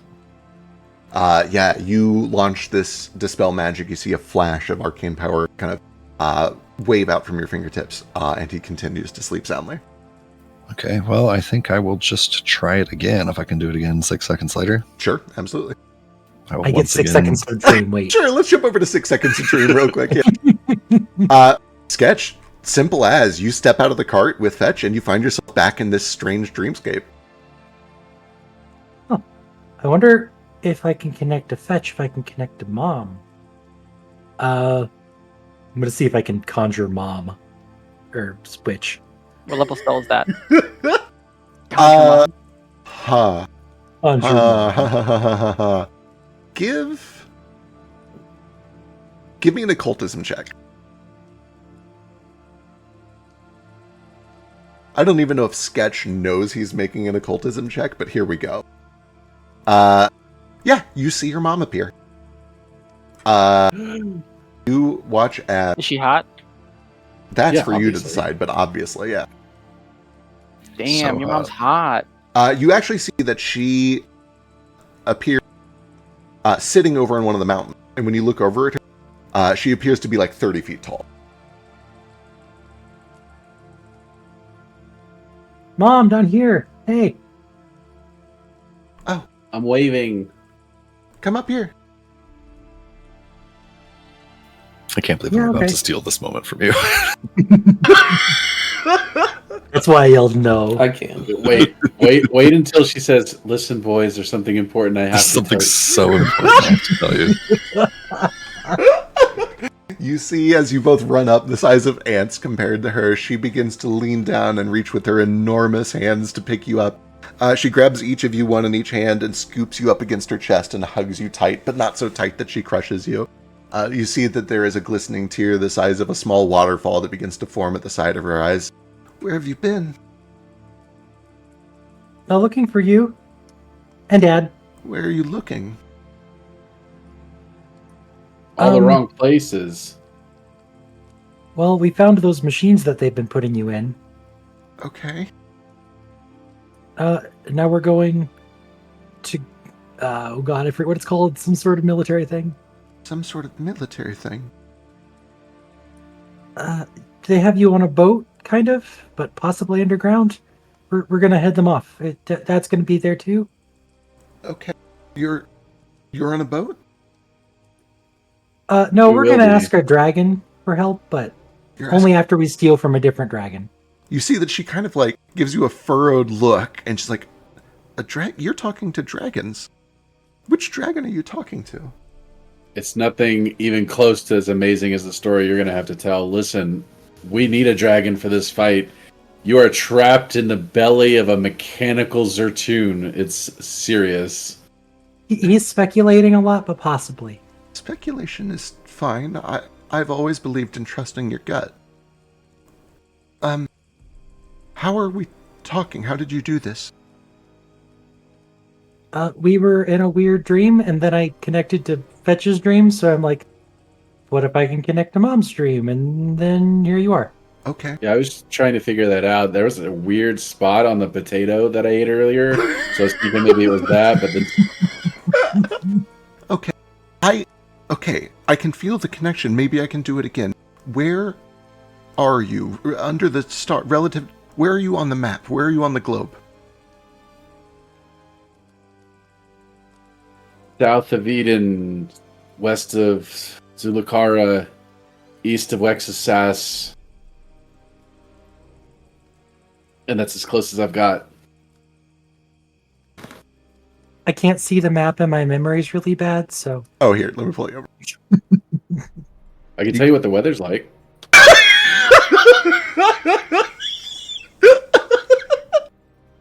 That's wonderful. When did you learn to Get do it. that? You get either a +1 or a +2 if I crit success on preparing for the weather event. Any checks involved in preparing for it? You would be aware that you are in the country of Avarice. You are heading up to the castle of Farinexavac. Oh, I was not even close. You were not wrong. No, Yeah. not even close. Oh, that's where she is. Okay, I misunderstood. But in the ocean part. We're in Avarice. It's north of Wexisas. Okay. All right. Okay. I'll try to reach out to you. Are there others with you? Are you alone? We have three friends with us in the cart that we're in. Who are they? You trust them? At least one of these MFers has to be a nature spirit. Okay, I had 3 candidates. One of them's out, but like, I think the spirit world has sent us these allies. You there's fate at feel work. a rumble all around you. The clouds begin to quake. The lightning that you had summoned begins to disperse. The fog rolls back, and you see these bare mountains begin to crack at the seams. She looks down. I think we're running out of time. You have to tell me, where are you? Where exactly are you? Oh crap! Where are we going? Can I memory check? Sure. Recall knowledge. Yeah, you can give me recall knowledge. Give me like just an intelligence check or like any sort of intelligence check is fine. Any sort of like nature or whatever society. Can I make a spellcasting check to see why she would need to know exactly where we are? Absolutely. Give me a spellcasting check. Fair point. Oh, it was so close. That's probably good enough. Boy, there we go. I love this so much. Fetch, you search the annals of your mind. You enter your mind palace and begin to remember the plan. And you mostly remember, because you've talked with Severalex about it, that you are heading along the road from the capital city up to the Rust Root Choke. And by the way, if it makes a difference, that's 2 points higher if we're in a plane. Okay, good to know. Good to know. Or Savannah. Sketch, do you have the dream message spell? I think I don't even think it's nature. I think it's divine, occult. I think that might be right, yeah. Arcane. Got it. Can I interrupt? Sure, what you got? When you came to me, I was going to try something, and I do have Dispel Magic if I do wake up. Wonderful. I will jump back to you here in just a moment. And yeah, I guess I just don't want to dispel all of her secrets. And they've had. But yeah, I'll just describe as close as I can exactly where we are in terms of nature. There's this mountain. It has 3 peaks. That is next to a forest. There was a lake earlier. It flowed downriver to the south. You know, these sorts of details. Perfect. I do actually like this. Let's jump over to Baby Boy real quick, because timing could be important here, and this might be like a weird initiative thing. I would love to cut off their answer to that question. Absolutely. For the record, I have been watching the clock to see what 6 seconds of dream time looks like, and it's getting close. Yeah. Okay, Baby Boy. Yeah, it's probably this time that Baby Boy realized he was next to Jane. Yes. Just a few seconds ago, and he does not want to be in the library. Being in the library actually makes it harder for him to complete his mission, because it makes time for his master go by faster. So he's thinking that something's got up. So he's going to use his telepathy. Not telepathy? Yeah. To reach out to Jane if she's within 30 feet of me. And I'm going to call out to Jane. And then I'm going to... Presumably, I'm under something. I was transported against my will. I'm going to try to cast Dispel Magic on whatever is happening. I love this. The first question... If this helps, as a psychic, my imagination is my spellcasting component for all of my magic. Correct. Yes. You're very familiar with the concept of mindscapes. Psychics are among the most apt Oniromancers. This is very up your alley. The first question that we need to determine is, can you use telepathy while you're asleep to speak with a living person? And I think the answer to that is, can you sleep talk with telepathy? And I think that if anyone could... can sleep talk and, yeah. Right, I think if anyone could, it would be a psychic. We are going to make this an occultism check, essentially a spellcasting check. The DC here is 15, but I'm going to just give you straight up 5e style advantage on it because you're a psychic. Oh, thank you.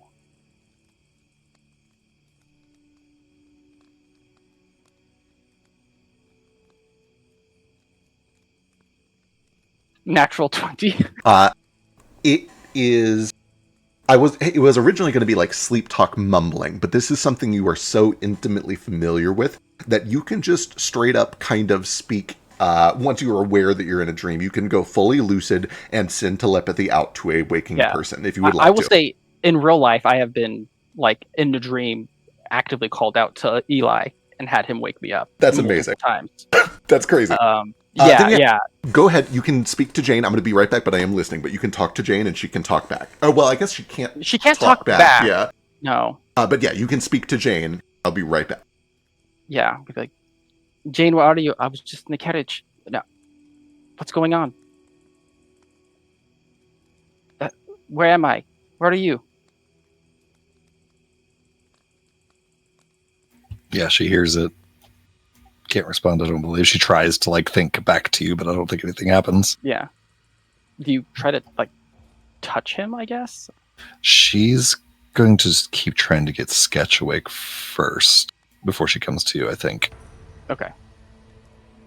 I don't know. I guess she can try to just like I think she's like in the midst of casting a spell, but if that fails, she'll come just try to like shake you awake. I guess the question for Feck is, can I tell that I'm telepathically connected to Jane?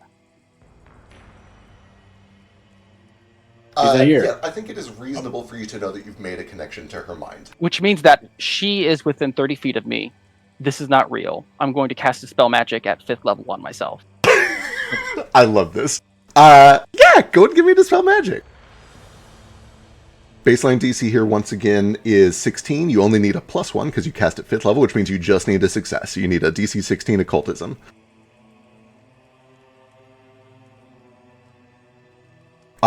The dream immediately unravels. You snap awake. I'll like shoot up and look around. I'm assuming I do not see the book of argument that had Argument of X's name written. Correct. You look at the pile of books, that book never existed. Did it actually use my spell? You have not used your dispel magic got used for real, yes. Okay. I realize I've set a dangerous precedent letting you cast spells in your sleep. I may walk this back at some point, but I like it for this scene in this moment, so we're going to roll with it. Jane will probably see just like an eye twitch of annoyance on baby boy, and then probably take a look at what she's doing. And I don't know what happens if we cast a spell magic on the same person at the same time. So at this point, has my other dispel magic gone off? Right. So now we're getting to the point where time matters. I'm going to jump. Actually, let's do this roll first. I need initiative from Jane and from Sketch and from Fetch. Did somebody say time?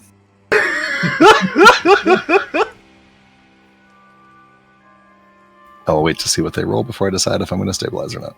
Oh, also, I realize you never got fully into your dream, so I didn't drop you on the map, but I'll go ahead and drop you on. All right. There you go, so you can roll initiative at least. The train. May I also roll initiative just so that I feel special? Yeah, and also because I guess if things go wrong, you might also do some things here, so absolutely. This is probably not going to be like a full combat, it's just the order of the next couple of seconds is very important. And I've not forgotten what you're doing, Fetch. Sketch. Okay. We have Tex, we have Fetch, we have Baby Boy, we need Jane's roll, and we need Sketch's initiative. So I'm waiting for Sketches before I do mine. Yep. It should be out there. I rolled a 14. Oh, weird. I'm using the new character sheet instead of the old one. Shit, right. So Gotcha. Here, let me just do this then and set it to 14. I need to get that set up with like tokens and everything. Oh, okay. That's on me. That's not on you. Let me make a note so I don't forget. Notes. Okay, lovely. If you get a 14, I'm going to stabilize and get a 16. Okay. Excellent. Sorry, 18. 18.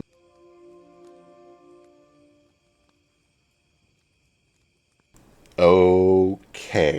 Let's jump back over. Tech, what do you do when you see this on the ground? Ooh, I'm gonna continue to try and see if I can dream hop.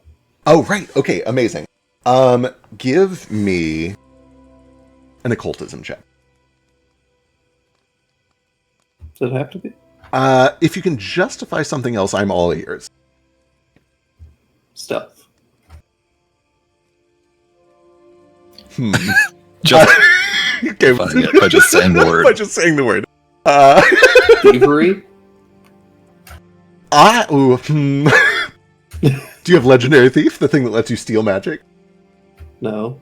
Okay. No, because you didn't level me up, so I don't know, have I'm so access sorry. to legendary stuff. To my credit, Honestly, I don't think you get that till you're like wrong. 16 or 17 anyway. 20. You... Told you guys, I'm only gonna roll like a god this session. Amen. So whose were you Got trying to them all press out. into?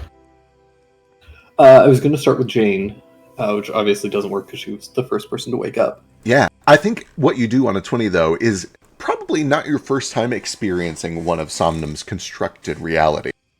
You realize that you're in a constructed dreamscape, and you shatter the wall.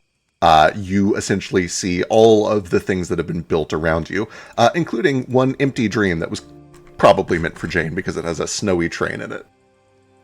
But you see down to the south, the only two people who are still dreaming besides you. Baby Boy is gone. Jane is gone. But Fetch and Sketch are talking to an enormous version of their mother on a mountain. Cool. I'm gonna continue my trend and I'm gonna kill Switch. Hell yeah! Hell yes. Okay. As you're running over there, I'm not going to end your turn. You're still going to take your turn here, but I want to cinematically play back what is happening as Tex appears in this dream and begins to violently murder Sketch or Switch once more. Who rolled higher between the two? Fetch and Sketch. Okay, perfect. Everything is working out so well here. Fetch begins to list off, to the best of his geographical knowledge, the exact location of where you guys are at in Pi. Sketch begins to focus on the magic. Why would she need to know your exact location to do this magic? Sketch, you roll a 19, and you're confident, like, that doesn't make any sense. She shouldn't need that. That shouldn't help. Dreams don't have a geographical component. The only thing that could maybe even, like, come to mind is if this was a spell that had a limited range, but you're very aware the dream message spell works anywhere on the same planet. Like, it's just not a concern. Right. There's no explanation, or there's no realistic reason why she should know where, or need to know where you're at. It feels fishy. Mom, but you can cast dream message anywhere. You don't need to know where we're at. Did you forget how magic works? I'm weak. I don't. It doesn't work like that. You'll understand when you're older. No, Mom, that isn't how it works. I do understand now. And then Tex comes screaming out of the dark, and a thorn whip lashes out. And you watch. Give me a full round of attacks. Give me an absolute full round of attacks. She is off guard, +2 to all of these. Okay. Would an 18 hit? Hit him. Double checking.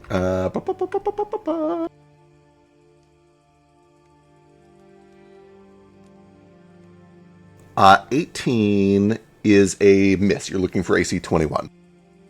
Okay, I'll use my hero point.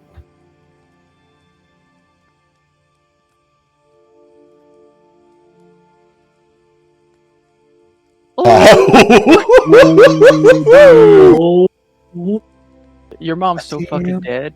It's not my mom. Or if it is, she's stupid now. I'm gonna get so traumatized. Again! Oh, spicy! Big old damage on that first hit. Second one is a miss, unless you have a way to boost that one. I don't. Actually, also, forgot. Should be an extra 5 poison damage. Okay, amazing. You guys watch as, screaming out of the darkness of one of these cracks that is formed in the side of a mountain, kind of ignoring space, ignoring dimensions, because they mean nothing within this place, comes Tex, who lashes out with this weapon, which reaches impossible miles towards your mother, and cleaves through her flesh. The acid burns away at the fur. And you watch as, in a blink of magic failing, she vanishes. And staying behind where she was is a figure. The figure appears to be an elven man in white garb with a golden blindfold over their eyes. They're sitting cross-legged on a golden disc, which has a picture of the two suns emblazoned and embossed on the top and the bottom of it. And you can see that from their fingertips, there are rings on each one, almost like guitar pick rings, except instead of guitar picks, what's coming out of each one of them are golden threads that are connected to various elements within the scene. You see CJ, you see one for the tree, you see one for the cloud. You see crimson, red, and gold, the classic garb of Cyril. I don't know if any of you would recognize it, but for the viewers and for when you guys do research later, you see Cyril, an Iron Mage, flinches from the attack and begins to topple off of this golden disc. And then, outside, Fetch and Sketch, you guys have like a moment here. How do you react right now? It depends. What's Texas AC? Pretty high. 18. Are you 30 feet away or further? He is close and far at the same time. Space is irrelevant. Sugar crit! Tex, you do take this as 1d6 points of mental damage. Cool. Can I roll it? It's Absolutely. only Yeah. Please do. yeah! As the boomerang smacks into Tex, it is worth mentioning, Fetch, you see that when Tex cleaves through what was once your mom, it is plainly and obviously revealed to be a trick. It is whatever this creature, this person was underneath pulling the strings of this puppet. Can I use my reaction to make Fetch realize that before he hits Tex? I'm into it if you I want. would have hit him anyway. Glimpse of That's redemption. fair. This is way too traumatizing of a moment, right? It's weird, but there's like, I don't know, you got that, I got to deal with the panic first, and then we can figure out why Mom's an elf now. That makes it. It is worth mentioning, even in your moment of panic, Sketch has a feature where he looks at you and you see in his eyes, like, take a moment, think it through. Time almost seems to slow down. You have a choice here. You can still do it, but you will feel enfeebled. You will feel like, oh, did I really make the right choice? Or you can simply choose not to make the attack. And that's up to you. I don't know how you handle this when Sketch pleads with you. It's not her. That's not how magic works. She would know that. She's not dumb. All right, fine. I'll have the boomerang miss at the last moment. Yeah. Reluctantly. Flick of Sorry your to wrist. take that from you. We saw it all. There's a gust of wind and the boomerang goes wide. Sketch, you do have a moment. You can feel the dream crumbling around you. Do you want to do anything with your turn within the dream? Yeah, I'm gonna pull out my weapon and who are you and why do you want to know where we are? Why were you our mom? That's fucked.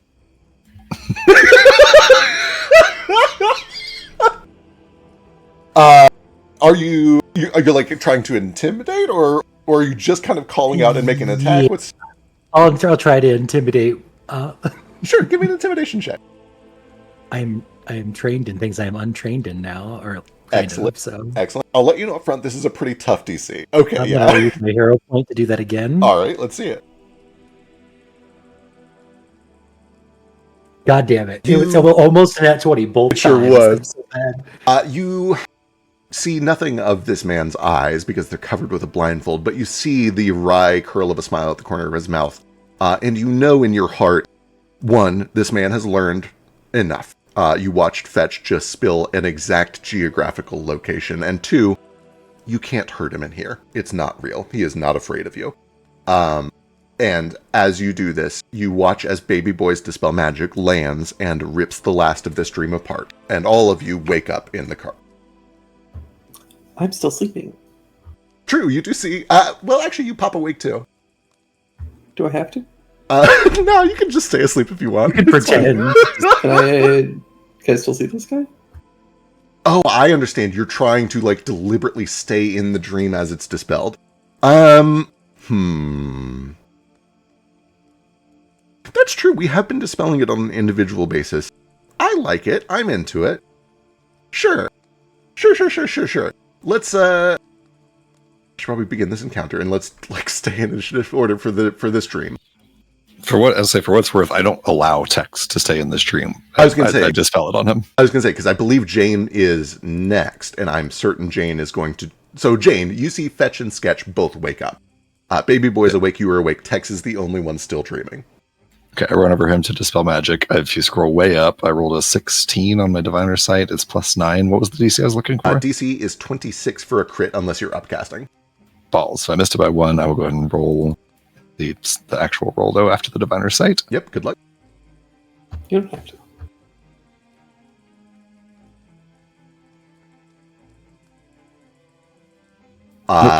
All right, you see that you wash magic over Tex, and it is just not enough. He continues to snooze. Tech, Dope. you are left alone with this Oniromancer. This dream has crumbled. My turn.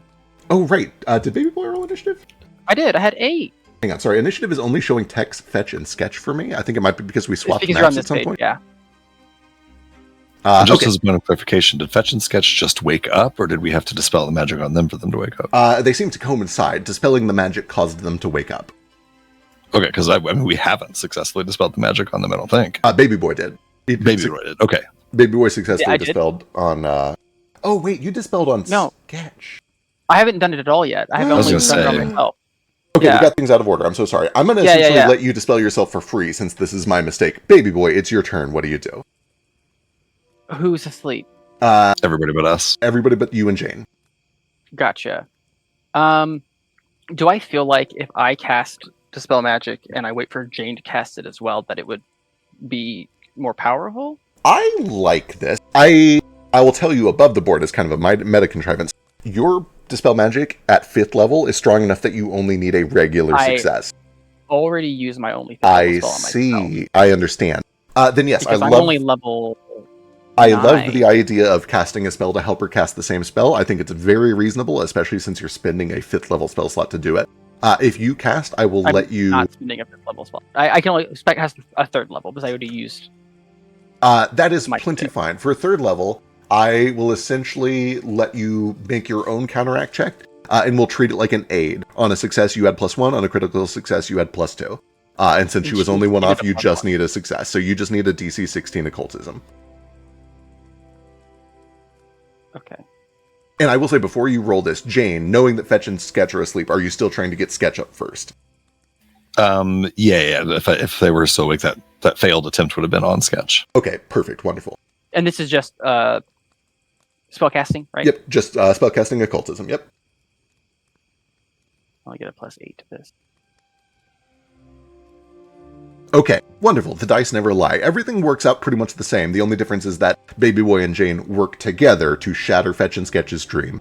That takes both of their turns, and that brings us back to Tex, who was shunted out of that dream and back into your original dream, where you are left alone with the Aniramage, who is also shunted into this dream. Can I just jump onto his chest, dig my claws in, and Tex gets this like wicked grin on his face. See you at the Twin Mirrors. don't chicken out on me. Hell yeah, hell yeah. Can I do an intimidation? Absolutely.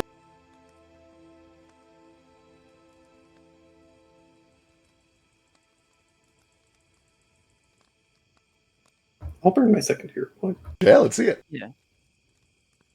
We got our second round. It is after 10. You Damn guys it. can have your second round.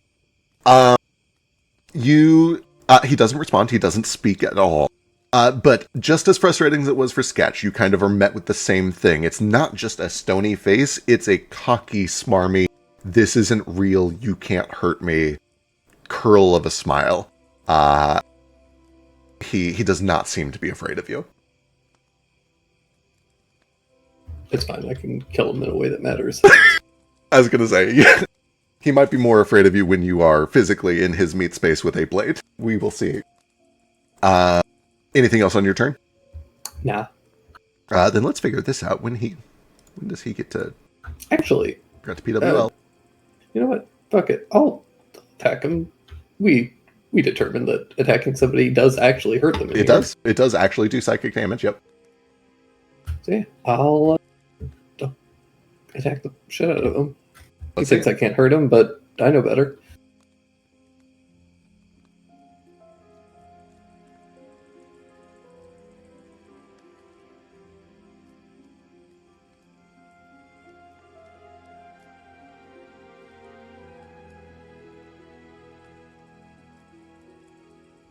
Yeah, you whip the blade out and begin to tear. Crimson joins the fabric as it kind of begins to spill across the white.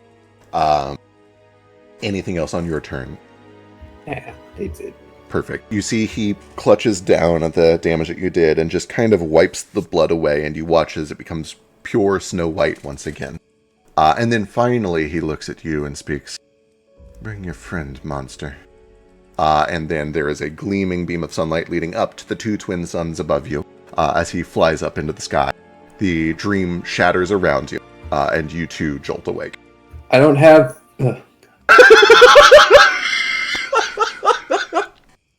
Aww. It's not descriptive at all. What the fuck was that?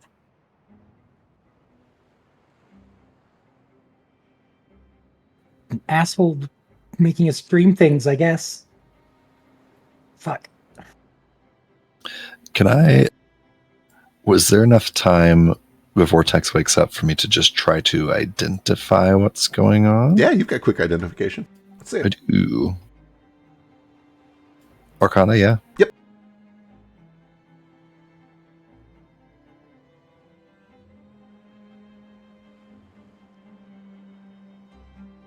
That is very high, which is great because it was a difficult check. A Niromancy of an occult flavor, which I guess you didn't see the Cyril Niromancer in there, but when it comes Right. up later, you're pretty aware that that's atypical. They do a lot of arcane, a lot of religious, a lot of divine. Understood. An occult spell or magic was used to construct a dreamscape for all of you simultaneously, and kind of shape dreams around you and speak to you through that dream. Understood. They were trying to get information, it seems. What happened in there? I don't dream, so I knew it was fishy right away. But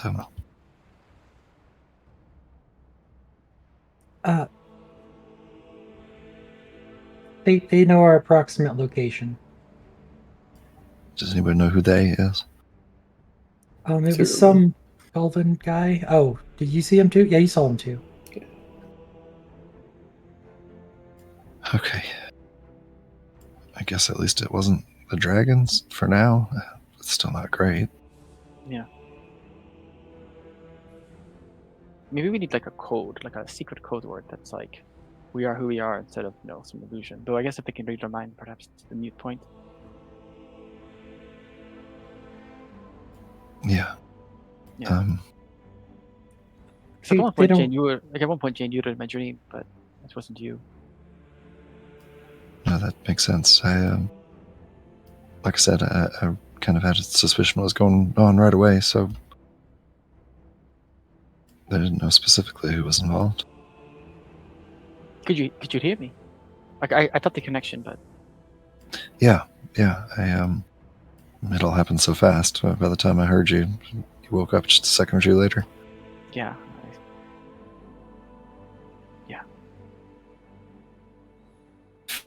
So, what do they know? They invited us to the Twin Mirrors.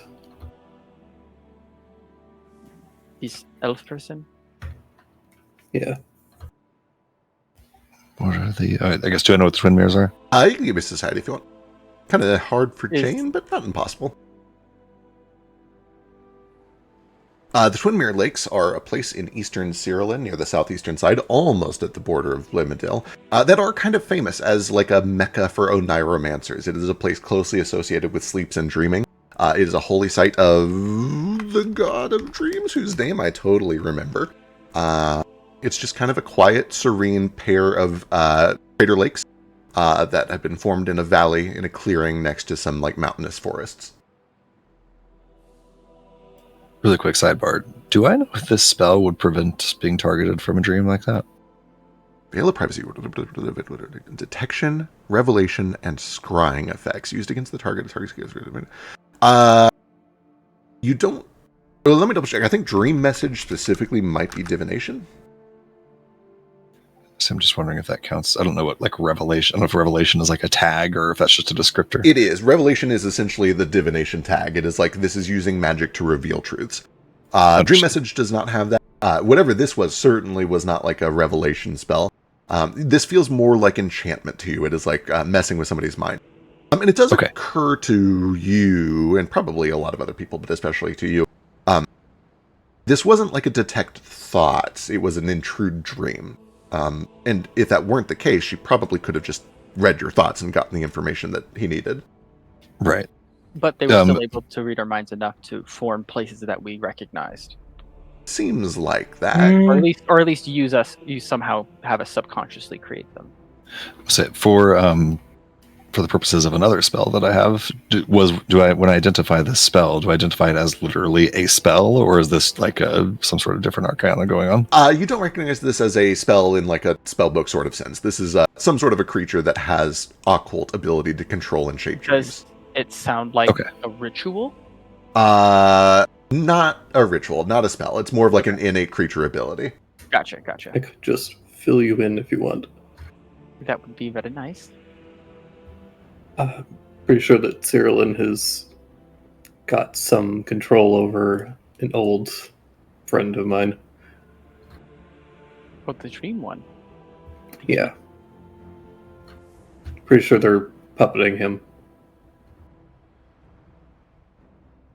Well, I can try to set up some kind of wards against it, but I don't think it'll hold up. Why would they want to know where we are? Like, one of them, they said something about warning me about the cat and the brown one. I think it said brown. They said brown one, right? I'm assuming they were referring to Ruko. Brown fur I kind of was glasses. like brown furred one, yeah. Yeah. Just trying to sow discord, I would assume. Make us not trust each other. Yeah.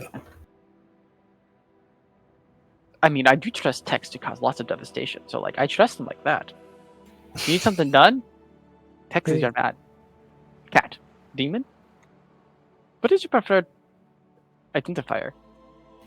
Oh. Damon, I suppose. Oh, Damon. AE? Yep. Yeah. I like it. Jane like has a light bulb moment. And will right away sit down to start casting a spell. I will cast Dream Message on the like other side of the party by doing it at 4th level, and just essentially try to say to them like, Cyrillin is messing with our dreams, asking us questions. If you have any dreams like that, or if you're having a dream like that right now, it's Cyrillin. Don't talk to them. Amazing. Great. You guys above the board are they're days ahead of you, so they will have received this message in the past. And I can also tell you above the board that nothing like this has happened to them yet. So they will get this message before it matters. And I will make a note to tell them at the start of the next session. Lovely. What can you tell us below the board? Can you talk to me under the board right now? I can tell you under the board that was a lot of fun to DM. You guys were stone fucking walls for that first round, and it wasn't until you tried to context switch that I'm like, oh yeah, this is it. Here it is. Let's go. Sorry. No, it's great. I loved it. It was very in character. It was extremely in charcher. Speaking of over the table, Thanks for just like fucking us, Neo. To his credit, Fetch is the one who gave the geographical location. True. Sketch figured Bastard. it out beforehand. Oh, and you're gonna blame me? You know what? You know what? Who in this Biscuits party fault, though. knows about dream magic and that we have enemies fighting us? I don't even know you have enemies, Tex. Like you could have warned us. He's a daemon. I'm Tell us saying about it's not all on me. He told us about this dream guy whenever we were discussing our dreams. he did. Yeah. I told you about it You guys multiple also times. literally know so acutely that you're being targeted in your dreams by Tesseract constantly. For what it's worth, I thought that this was very in character. I don't like blame you at all. Like telling your It was mom where you lovely. are No, so she this can is- contact this you makes perfect sense. It This was does. very beautiful. On the subject of meta talk, I'm going to call it a night here shortly. So if anyone has anything with Jane, just because my throat is fucked and I need to get some totally sleep fair. before Spirit Salt tomorrow. Yep. I do have a question for Jane. Let me put my clothes on. I don't think Jane needs to see all this. She can't handle it. Straight up cannot handle it. Hold on, no, I need to be a cat. I want to make you feel comfortable with my Ruckus Sass accent. But it makes me uncomfortable. So Or who we? What in tarnation? Okay, I think I got it. Okay, this is even better than I imagined. I'm just gonna do it in the regular baby boy accent though, because I can't get stuck in the other accent. Jane, you said that Rita, she taught you magic, no? She nods. Do you think she'd be willing to offer her services? Possibly. Preferably cheaply or for free, because my finances are pretty tied up. Money won't be a problem for sure. She's always been extremely charitable. She never charged me anything. She never charged, or if she did, if she charges anybody, it's just the bare minimum to keep her place of business open. But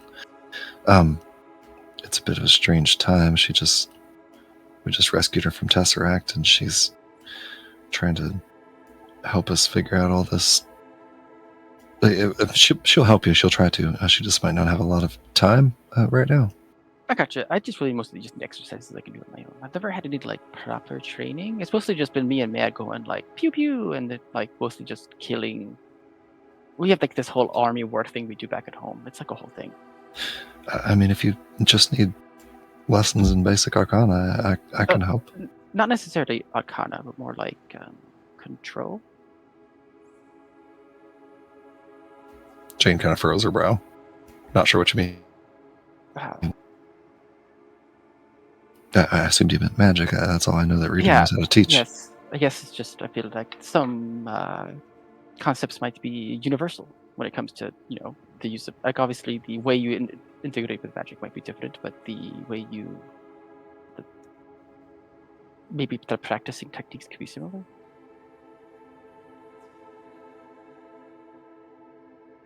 I just kind of like looks at all of you, just like want to be able to control my magic better. Yeah, I'm sure she might be able to help. Do we have I assume some like quote unquote sorcerers at Tumbleweed, like people that were born with magic? Yes, and you're not as equipped to. So you can help them to like sort of control what they've got. You can't help them expand their sorceress powers. Rita is strictly an arcanist, and it's also worth mentioning. When you started this adventure, she was your teacher. You're pretty sure, especially given what you just learned last night, you think you might be a better wizard than her now. Yeah, she ain't shit anymore. Yeah. You guys have grown. You guys are level 9 and 10 now, and Rita is level 9. What a bitch. She might be able to help you with that. I'm sure she'd be willing to try. It's not exactly her. She mostly teaches people how to practice magic, how to in the arcane sense, how to learn the formulas and get the glyphs down and such. She doesn't do as much working with people with innate magic, but a little. She might be able to help you a bit. I guess I'll talk to her next time I'm in town. He seems a little dejected. Which I guess he's not wearing his suit, so like this is probably one of the few times where you can actually like read his facial expressions and not just have to go from tone of voice. Right. If boy, Jane's mind is somewhere else entirely and probably doesn't even clock that with her disadvantage on inciting people. Right.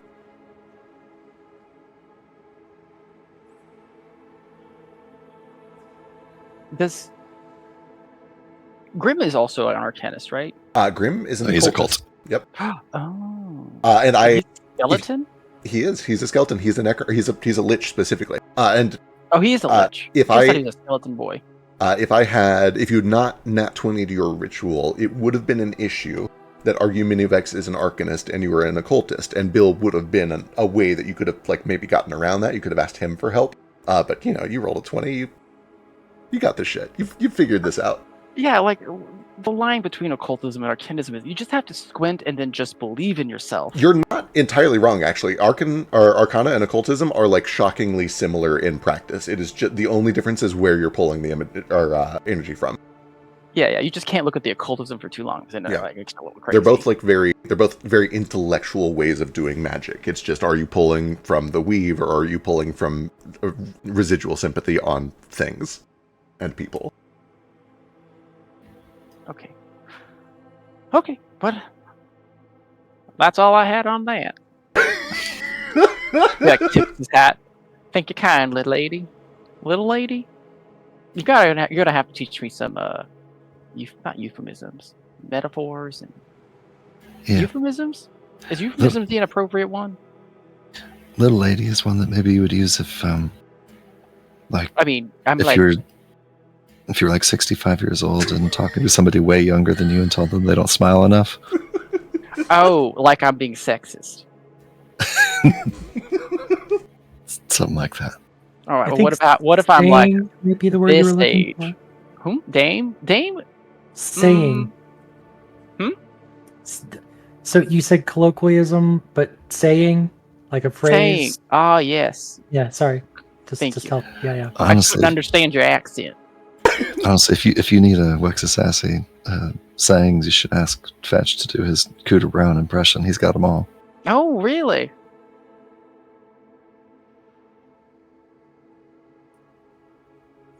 Fetch. That doesn't seem wise at the moment. All right. Well, I guess I have to go back to bed now. That's to get that sweet, sweet long rest. I'm probably going to do that in real life. Yeah. Also, whose turn was it to be awake?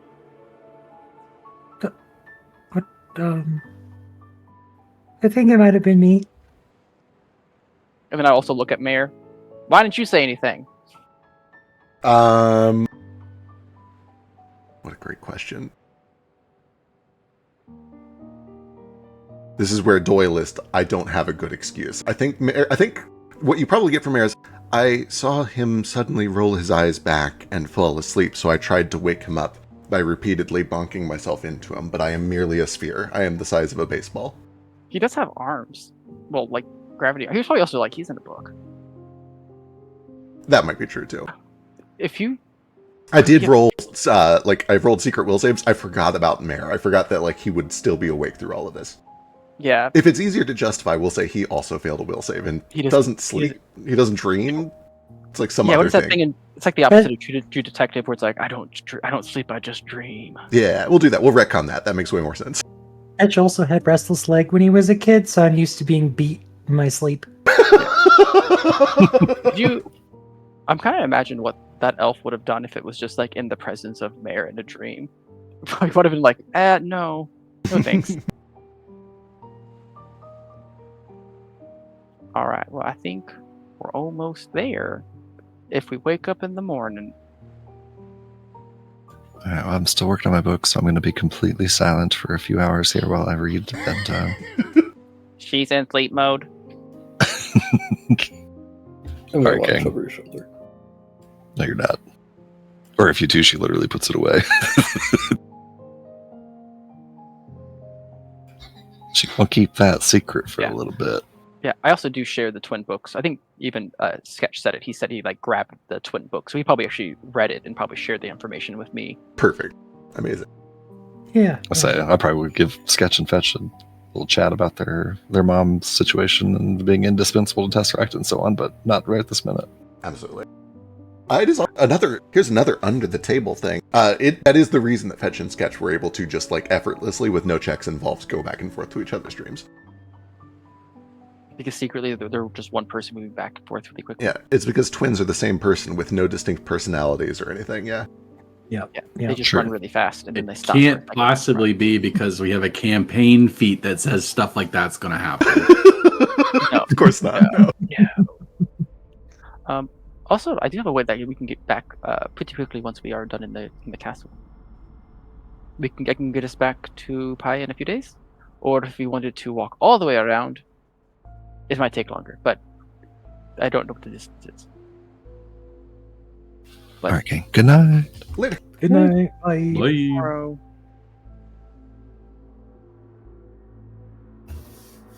Yeah, we should get a move on. Oh no! I had my perfect chance to scream Jane when I was asleep. Oh no, guys!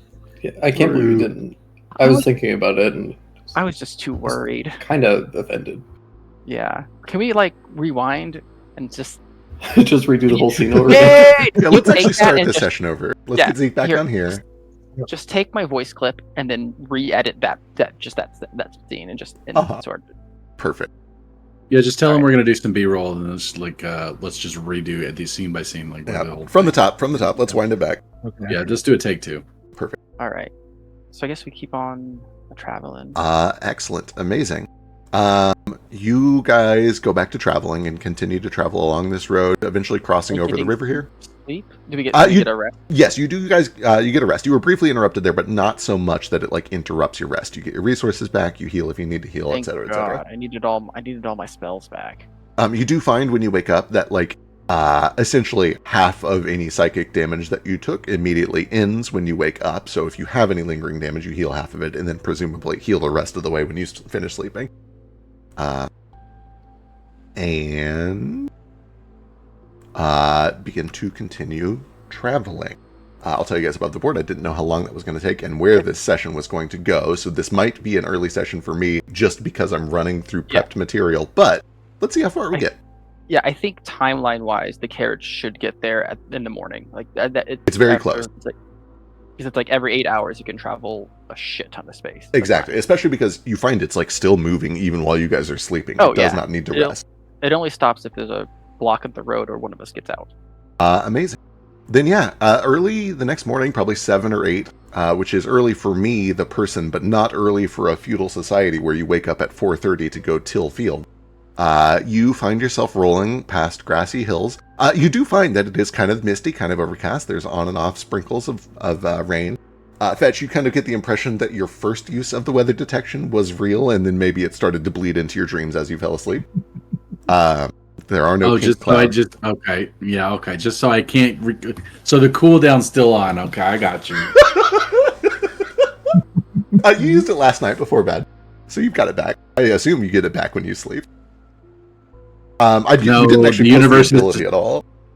I read that the ability says that the universe is now immune to my particular attempts to detect what its weather is going to be for the next 24 hours. Oh, that's silly. Okay, post the The ability. whole How universe? how far in advance does it tell you the weather? Is it a day's worth of weather? It depends. Oh, I see. 10 minutes, 15 minutes. A commanding view of the region. Conditions of poor. Got it. 24 hours. Perfect. Next 20. Okay, generally speaking, the next 24 hours. Yeah. So you are playing with it yesterday afternoon, and you learned the next 24 hours of weather, which is that it's going to be gray and overcast and a little bit drizzly. And sure enough, when you wake up, it is. And you begin to pass by farms, feudal serfdom.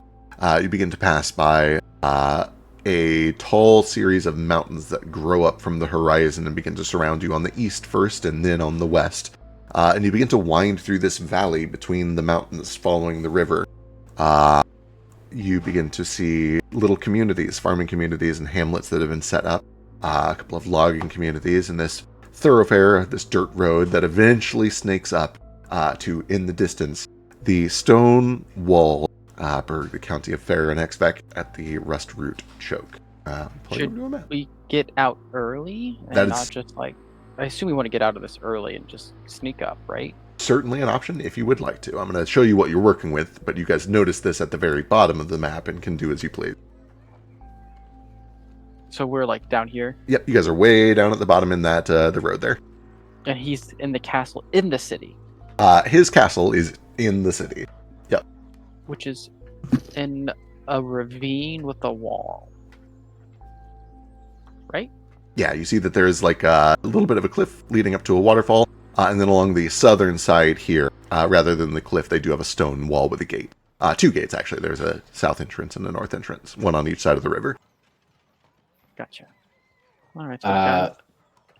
It cannot be too strongly stressed that I don't know how many days it has been since then, or if that was just last night and now it's the morning, or how long we were traveling. Fetch is so cold to text the entire time. More drama? Again? With sex and fetch and sketch. Man, Vetch is upset with everyone. Everybody's not cold to upset me, with so him. Are you going to be upset with no me? different. I mean, I get why you did it. Did what? Oh yeah, nobody else knows. This is the morning after. Well, in our dream thing, near the end, Tex had figured things out, so he busted through the universe and killed our mom. But it wasn't really mom, so he's the reason why we almost didn't give the information. So, Fetch is upset that he stopped someone from tricking him. He's upset with Tex because Tex stopped someone from tricking him. Well, it's because earlier And not upset whenever... with the person who tricked him.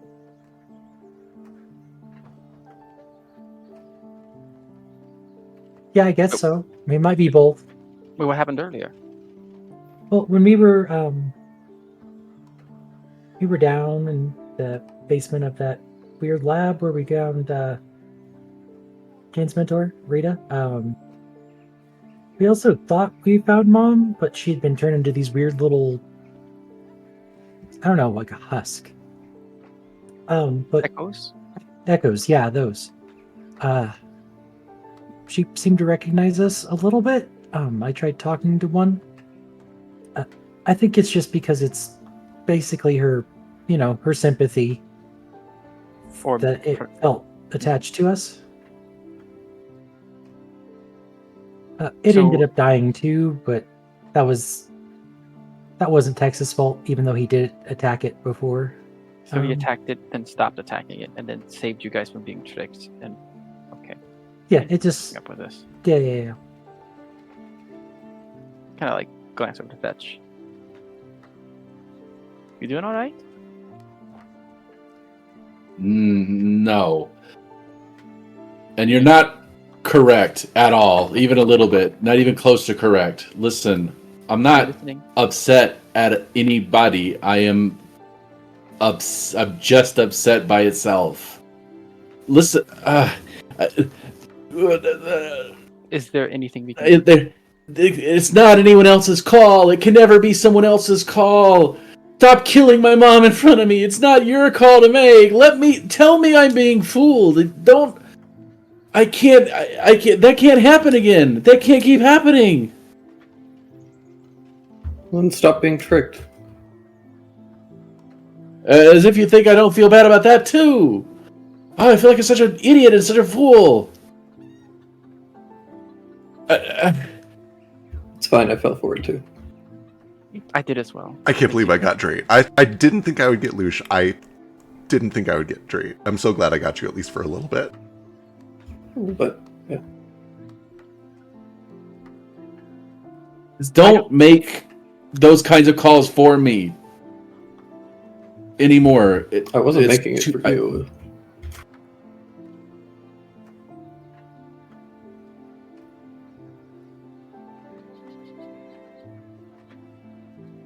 Well, sorry, I didn't realize you felt this way. How many times is how many times is somebody supposed to watch their mother get like? That's 3 for me. How many for you? Who are you talking to? Me. Anybody? Oh, my mom probably died that hundreds of years ago. So, but I understand your point. If I feel like you're being tricked by someone's mother, I will do my best to inform you. But that also just means that you'll have to trust me and believe me if I do so.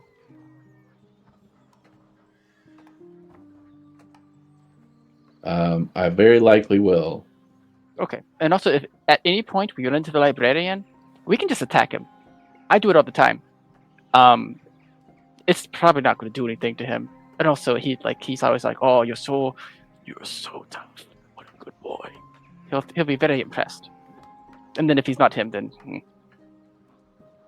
Noted.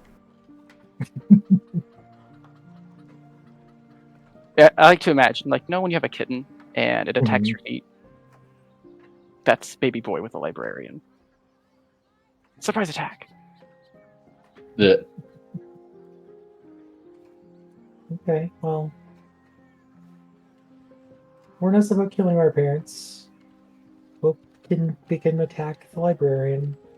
I don't think we probably should kill him when Jane knows, although she is carrying a torso in her bag.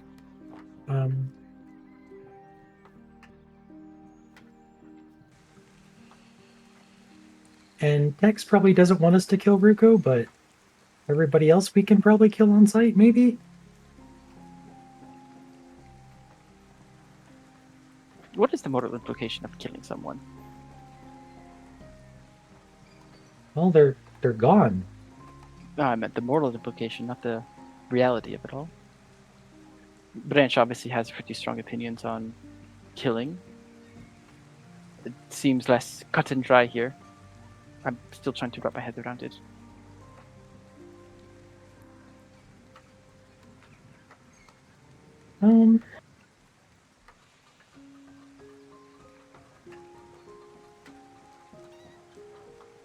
It's hard to say. I mean, I suppose every life has its meaning. Can you really justify killing people who've done wrong to you? Is that moral? It's complicated. I don't think there's a cut and dry way to label it. Well, Fetch, if it's any consultation, once we return back to Thermador, if you're able to get us a few good horses, I could probably get us all the way to your mother in 2 days. If we get some axe speaks, maybe one. Or whatever they're called in this game. That's not bad at all. maybe, but we still don't know what's going on there. We don't. We might need an army. I don't know. I think an We're army also would supposed to probably meet draw. with Dad. Also, I have a really crazy plan that I'm going to try out. That might be I could use to sink the ship. But it depends on how magic really works in this world. Speaking of which, I'm going to just ask above the table. Sure. I now have the ability to cast this spell. Allow me to cast it. Do it, you won't. And if I amp it, it causes a two-way portal. If I were to, let's say, be in the bow of a ship, is that the under part? And look at one of the portholes and then cast the spell underwater, would it allow water to then rush inside the ship? Let me read. Space. Below deck. Portal stride. It is worth noting there are no portholes under the waterline. Okay. Well, I mean, I could also just do it. I could also just do it above the deck. Right. But let me see. Any creature that enters the other side. Tesseract tunnel all the time. I love this. Is this actually called Tesseract tunnel? It 100% is. That's fun. Yeah. I like that. And I assume it would be like a 5 foot diameter portal. And if I can I'm hoping that if I can get the portal underwater, it would be enough pressure that it could just, I love this. I absolutely love this. I think it's completely reasonable that objects and water would flow through it as well. Wind would flow through it as well. Can I argue that it has to be 10 foot tall so creatures can walk through it? It's kind of like that Minecraft portal shape. Another portal has to be the. I do love that. By 3. Yeah. So I want to be careful. This is a cantrip. It is a cantrip, but it does use my. In order to make a two-way tunnel, it has to be amped if you're doing it. Yeah, I have to use my amp. So it is using one of my most vital psychic. Right. To the beginning of your next turn, any creature that enters the first portal can immediately transport to the other. So the DM is given great leeway to determine how spells affect objects in the environment. Most spells only describe what they do to creatures. I like the idea that objects can be sent through this as well. I think this is creative. Here's my answer. I'm going to look between weeks and see if there is a leveled spell that does what you're actually trying to do, which is literally tear a hole through time and space. If the intent here is simply that creatures can run through it, I might restrict it to just creatures. But if there's nothing like that that is more expensive, then I might allow it. Yeah. I'm obviously like thinking this through. Like if I do open this portal, I'll probably have to not go through it and then have to like, prepare myself to be bombarded with water. Right, correct. Like obviously, like even if I teleported outside the tunnel, I'm just gonna get pulled back in. So I'd have to like brace myself before doing it. But I can do it within like 5 feet of me. I don't have to go through it. Wonderful. So. I'm going to make a note to do some research. The answer is tentatively, and it is worth mentioning, even if the answer is no, I love to let people fish for crits to like extend the power of an ability. So if nothing else, you could almost certainly try to fish for a crit. Yeah. So it might be an option depending on what Jane finds about the blueprints. Maybe we can try sinking it into the bay. Be quite a distraction while you get your parents out. No, there's no while. You mean after. After only. Yes. It would be good to keep him from following us, yeah. Yeah. The problem is obviously, like, we'd want to make sure that we're far enough away from the boat. So pretty sure it'll cause I forget what it's called. When boats sink, sometimes they undertow. They, like, suck things down around them. So we would want to make sure that you guys are pretty far away before I do that. Yeah. And then, if possible, maybe even grab one of the machines. If we can understand how it works, we can understand how to stop them. I mean, we could also stop them by blowing them up. If you blow it up, it stops that one. But if we research one, we can understand how to stop the other ones and maybe even do it without having to just blow them up. We can do it other ways. No, you're wrong. If we're able to stop the artificials they're tuned, then then therefore by definition we will know how to stop them. That's all we'll never need to know. I'm not talking about them. I'm talking about the use of these machines.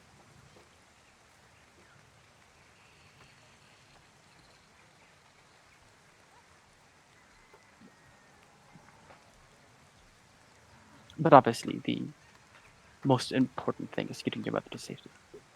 The other things are just additional goals. Let's focus on our current goal. Gitza's castle. All right, I'll switch back to my accent now.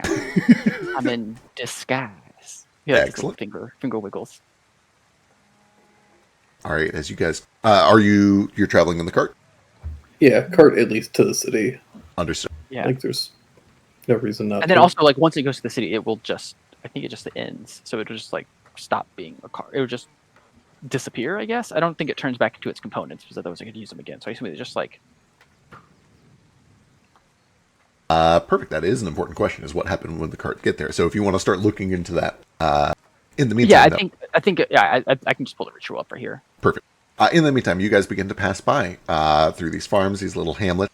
You do see there's a little mining town pretty far down here where a bunch of people kind of turn heads and watch this self-driving wagon. You watch many are not watching necessarily like, oh, what's that? I've never seen a moving wagon before, but almost like there goes somebody important. I better make sure that like I'm showing them the appropriate amount of respect. You see serfs, you see land workers, you see farmers and peasants. People who work this land in exchange for their fief's protection, and they see an unfamiliar person start to cart in. You continue past all these little farms, up towards the south gate, and eventually you roll to a stop in front of this big, imposing kind of wrought iron gate built into a stone wall that is being flanked on either side by a pair of guards, and you do see that there are a number of crossbowmen up on the wall in the parapets. And now, if you can tell me what happens when your ritual ends. It doesn't actually say, but I just presume that it disappears. Though if we feel like it disappearing in front of them is going to be like a magic problem, we should do it further away from the wall. Yeah, it would kind of probably be a magic problem, I think. Okay, Mystic Carriage. 1 week till the name destination. Where's going first? Destination. 200 miles. Spend an hour burning incense. Cool. When it arrives. I Oh, think you it are would arrive for conjuring you. a magical carriage. So this is okay. Got it. Yeah, pretty much. I turned a toy carriage into an actual magic carriage. Love that. Love that. If someone was stopping board. Okay. So But we can just get out of it. We can just get out of it early, and like it'll just stay there. But I guess if like this place is like I know that we talked about the letter that we had. I don't know if the letter would be enough for this, so maybe we should just like leave it. So behind here is an important element that I think we need to be careful about. You name the destination when you cast the ritual. Mm-hmm. What was the destination that you named when you cast the ritual? Whatever you told me this place's castle was at. Gotcha. Castle. Right. But we can get out early. We can just You can get out early and the cart will and keep it'll going. just- That is certain. No, it will not. It will not. Oh, it stops when you get out. Perfect. Amazing. Stop to get out. So it will just wait, and then it will just dissipate when the spell ends. Excellent. Problem solved. Except Then we yeah. get back in. Then the question now is that what you do? Do you get out early so the cart stops? Yeah, we probably should. Excellent. You guys approach the gate. Maybe even somewhere a little bit less conspicuous. I don't know. I don't know how far this is to walk from the bottom of the map. Oh yeah, see, No, it does. It says, We're not fucking walking from the bottom of the map. yeah, it says right there. If passengers get out, it will stop and it will wait until it gets until the passengers get back on. Yep, perfect. So this thing will sit nice and patient until you guys get back if you get out early. So we'll just. I mean, if we get out early, it'll just. I mean, the thing is, it can't go anywhere else other than this place. So like Right. getting back in it means nothing. Yeah. So I guess we'll just get out maybe before the bridge, somewhere over here. I don't Come know. over here. Perfect, yeah. Or do we drive past like a stable that it looks like we could like? I guess we can't really take it off the road. I was going to say it. I don't know if you can move it into a stable. I think it drives in a straight line towards its destination, which is the it's castle of definitely Farinexavat. It's definitely gonna stay on the road.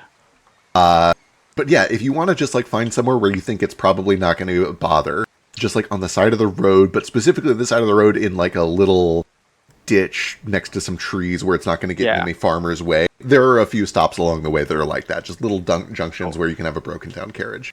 Cool. Excellent. And then it is like a few minutes walk to get up to the wall. So you guys begin to all walk up to the walls of the little village. What's your plan? You just go straight up to the guard and talk to him? We start blasting.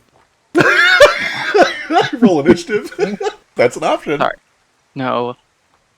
Do we have an excuse for why we were here? Do we need one? Mm, It's a city. I guess so. Guess we'll just walk up. Be like, "Meowdy, partner."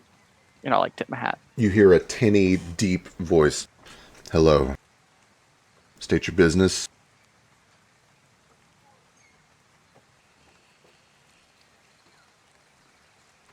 I'll go. Our business is looking for business. Very well. You're aware of the taxes and fees? Yes. Where's your nearest gathering place?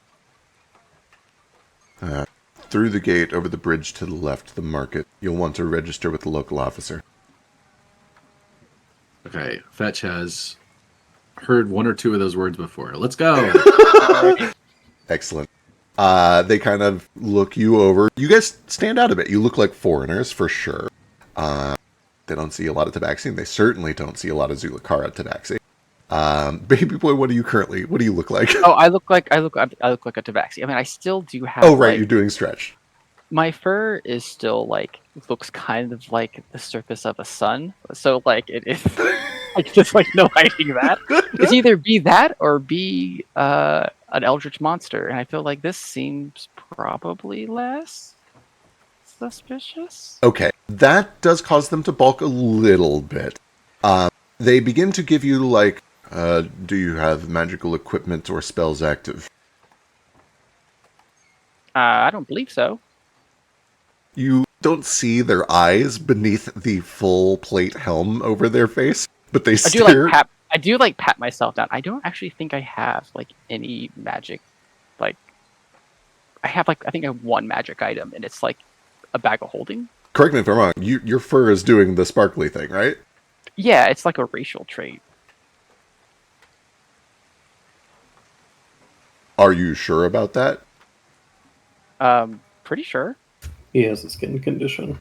Hi. Give me a deception check. This is an okay, I warned you. Let's see what happens check. Jesus Christ. Talking cat is just like his skin condition, and they're like, "Okay, head on in. Nothing weird about any of this." The craziest part about this too is that this city or this country borders Blimadil, which means a talking cat is not necessarily magical. God. On a natural 20, the other guards they must have came from the mine. I think that's Blister Sparkle. I think you don't want to touch that. And the other knight kind of like takes a step back, says, "Is that contagious?" I have medication. Only when he sneezes. But it's not micro lobsters. No, I'm just joking. Fuck. How do I honor the nat 20 when being given such I'm just a great reason to keep you out of the city? Yeah. Well, hang on. If you weren't prepared to honor it, you shouldn't have offered it. That is true. I'm thinking, how do we justify this? I think what happened... If it helps, I do have in my inventory a basic face mask that I can put over my face. It's a cloth that will help me with this. Sell this better? Okay. I don't think that's going to save you. I think the guard literally just needs to be like an underground freedom fighter for the rights of man or something. Or he could just believe the talking cat. True. I think we have to do a little bit of like a comedic quick cut here, because if we linger on this conversation too long, there's no way it's going to make any sense. I think we see a little montage of you guys explaining this disease and why it's okay and why it's actually important that you guys are able to get here and sell your wares, because like if you don't sell this medication, it's going to spread to the people who bring it in from the mine or something like that. You sell some sort of a story that these two guards end up believing. You get the feeling that they're probably not normally the ones working this post. A lot of the guard has been withdrawn out towards what you guys are aware is the kerfuffle going on at the Old Growth. And so, understaffed and not really wanting to deal with whatever these four cats are telling them, they're like, okay, just make sure that you check in with the officer, get registered. This will be fine. Go in, across the bridge to the left. Yeah. Where do you think we're going? All right. Nice tale. See ya. Nice tale. Also, I do love the fact that, so for the record, Baby Boy's like 300 pounds, and they're just like, yep, minor. It's like, this guy doesn't look like he's done a day of hard labor in his life. True. It is kind of like when you look at a chunky cat, though, and you're a human, and you're like, oh, little kitty. These Dragonborn are like 7 feet, 8 feet tall minimum. 6'6". You're also tall, though. That's true. Yeah, anyway, one way or another, you are led into the city, where you see just kind of a quiet, sleepy, little, feudal village. They've got a stone bridge going over a muddy river. You see that it all comes down from a waterfall up at the cliffs. You can see that there is a little forest over the ridge of that cliffside there. It's quiet. You can see that they have a couple of taverns. They have a quiet, cozy inn. You see a lot of houses. There are a few manors up near the northeast side, just right before you get to the castle. There's just enough here to have kind of a bit of a holding. Probably, maybe a total of a few hundred buildings here. Quiet little hamlet. I'm gonna keep an eye out for Argus. Okay, understood. Give me there. a perception check.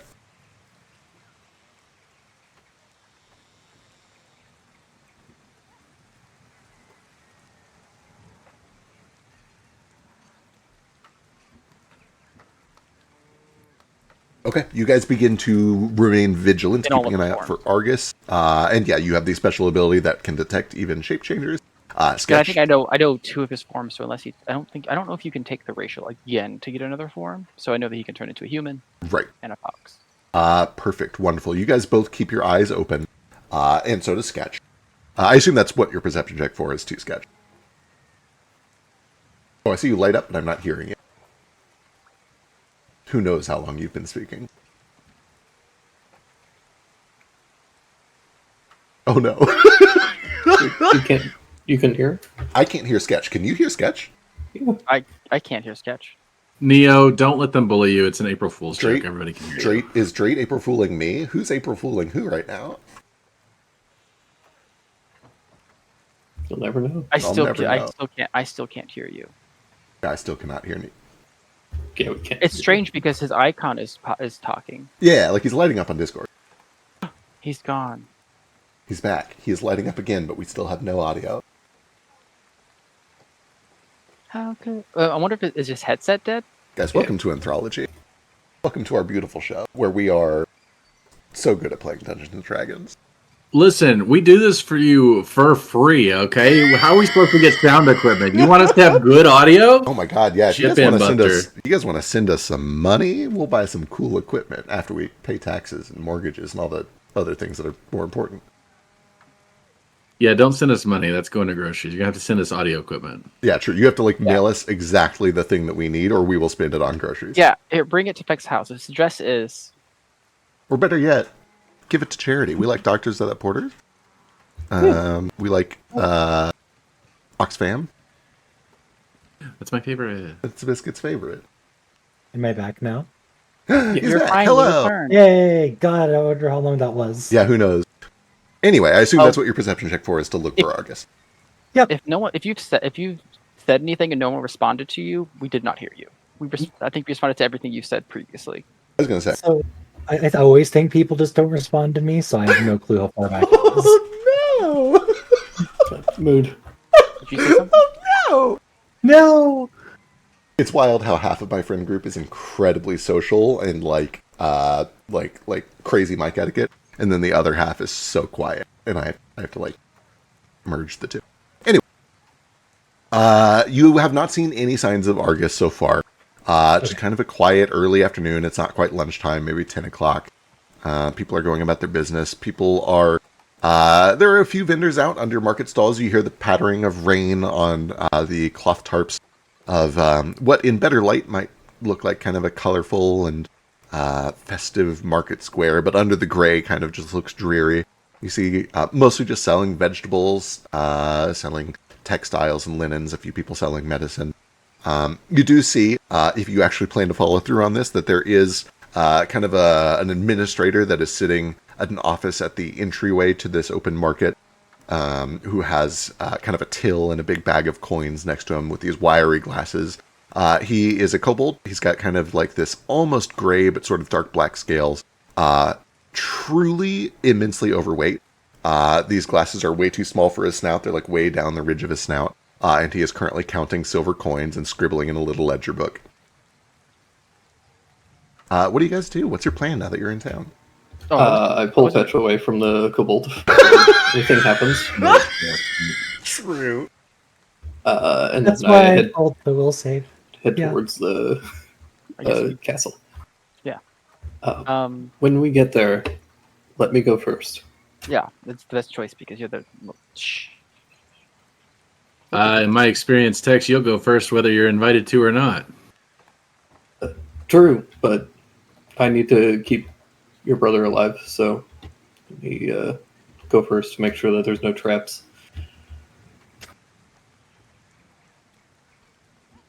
What were you trying to steal? The will save was to not steal from the kobold. I see. Thankfully, I passed, so I didn't, but I would have gotten away with it. You might have gotten away with it. All right, wonderful. You guys start to head over in the direction of the castle. You pass by a few of these big manor estates. Oh, was that? Wait, hang on. No, let's not move on like that quickly. Like, what do you mean by truly overweight? Like, what are we talking about? You know Big Yoshi from Super Mario RPG? Oh, okay, never mind. Yeah. He's like he's shaped like a water balloon. you guys begin to make your way over towards this castle, and you find that there is a stone wall that kind of wraps all the way around it. There's an arch with a wrought iron gate, and there is a single guard that is posted in front of it, dragonborn as before, with a halberd that kind of watches you as you approach. And you can see beyond that there's a long, winding cobblestone path that leads up to the entryway of a meager castle. But even a meager castle is a rather stately affair. It's probably got at least a good, 3 or 4 stories to it. Kind of quiet. You don't see a lot of lights on in there, but there are a few. There are torches burning at the front. You do see just workers working out on the side of it. There's a little bit of a commotion going on, but it's just quiet. It's sleepy. It's a sleepy little castle in a sleepy little town. What do the entrances look like? Or points of ingress? Assuming that you were getting over this wall, which frankly doesn't look that hard, there is a long courtyard between the wall and the castle itself, probably a good, estimating distance is probably a good 60 or 70 feet, that is mostly open. There's the intermittent pond, there's a little tree, there's a big boulder, but there's no path that is covered all the way up to the castle. You could potentially sneak around the outside over towards the cliffs, where it gets more wooded, and then try to approach from the back. You do hear the sound of an anvil and stables from behind, so you imagine there are things going on around back there. You see there's a road or a little pathway that leads around to the backside that you imagine is for stabling. There are entrances all over. There's one big main entryway where people are clearly meant to come and go. But you see servants coming out of a side door over on the east side.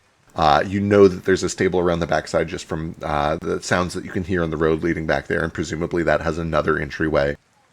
There are 3 or 4 stories here which have tons of windows. Many of the rooms also have balconies, so climbing onto a balcony and heading in is an option for sure. There's a plethora. The hardest part, honestly, is just going to be crossing the courtyard without being spotted. I do have a plan if we want to try to walk past them. Could just say that we're with Argus, since we know he should be arriving here. That we got separated from him, unless Tex wants to go do some scouting for us. I can go do a scout. Just count the numbers. All right, and I guess we'll just kind of not get too close. I don't want to go up to the guard. Just kind of look like we're admiring the castle or something. Absolutely, kind of play it off like you're Tourists, which is kind of weird in a place like this, but it's not impossible. or maybe even not tourists, but just people who are oh my god, look at that great castle. Yeah, traveling merchants is a pretty believable story. Can Sketch be a tribal king, and we're his servants and translators, from a foreign land? Oh, that's fun. Yeah, I like that. Won't attract attention to us at all. But I'm totally for it. Listen. Attracting attention to a facade is not attracting attention to yourself. Although it literally is. So I am. Do we want to go full savage costume, or is that too much? Will they figure it out? Oh no, we gotta do savage nobility. Okay, these 42 Okay. these people, yeah, they won't understand. If it's too savage, they'll bail. Are you Okay, then I won't change my clothes. This is fine. I do need a crown or something, though.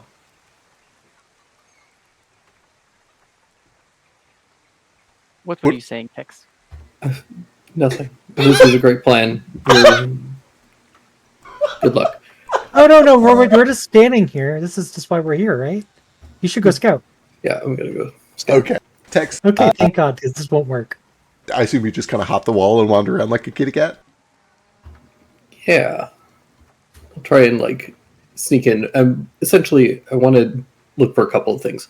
One, most importantly, how many guards there are. Try and figure out their patrol patterns. See how many non-combatants there are roaming around, just general staff, maids, that sort of thing. And see if I can find any other points of entrance that would be where we can keep cover and that sort of thing. And amazing, perfect. Let me get from you, make this a trio skill challenges. I love those. Let's get a stealth check, which, again, the consequences are just they see a cat, so kind of low stakes there. A stealth check, a perception check, and let me see the results of those, and I'll decide what the third one is.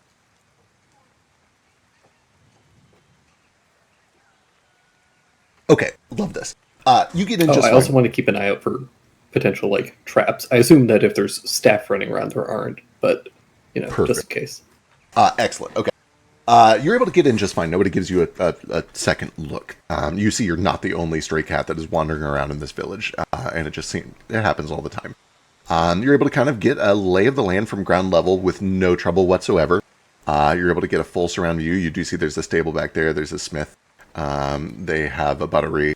They just have kind of a little estate here. You see all sorts of different places where you can enter on the ground floor. You're able to get a decent number of the guards. Essentially, once we're done with this stealth check, I'm going to use the prep time over the week to get you an actual map that you will be able to look at and see where everything is. The perception check is okay. You essentially get everything on the ground level. What is difficult is getting anything higher up without actually getting up to those levels, which is doable, but you would need to find a way to climb up there. And there's not like an outdoor staircase. So your options are like scaling the side of the castle or like leaping from a tree. Either way you go, it's going to be either athletics or acrobatics. Can I just go into the castle?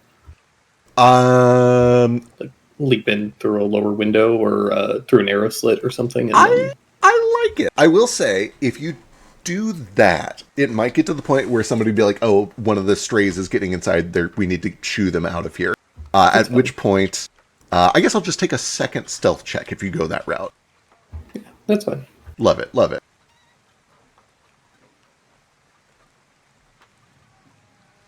Okay, amazing. You begin to kind of just wait for the right opportunity, and eventually you spot a moment where there is an open window where some delicious smelling meat pies have been set on the sill to cool. And you see the cooks leave the kitchen for a moment to go fetch something from the pantry, and nobody is watching you from the outside either. So you have this perfect opportunity to just leap through the window and slip inside. Perfect. And steal some meat pie. Do I see the cooks in here? Not in the kitchen currently. You saw that there were a couple of cooks. It was just a pair of human men. But both of them left to go fetch things from the kitchen. The kitchen is currently empty. Perfect.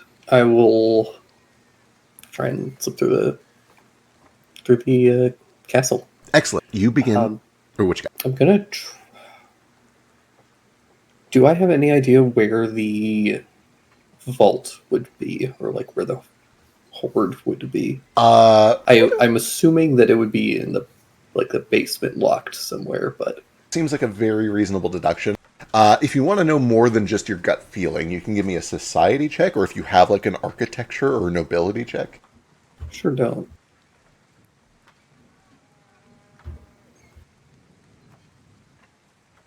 Society check 18 is pretty good. You would be aware that most of the time the vault is underground because it is easier to protect. The only real exception to that, and you know this with your decent society check, sometimes if a dragon has a very specific hoard or collection, which they're known to do, some collect music, some collect books, sometimes they'll keep that whole hoard in their master bedroom instead of in a vault. They would likely still have a vault for the things that they are less concerned with, but they would keep their personal hoard with them at all times in their master bedroom. Cool.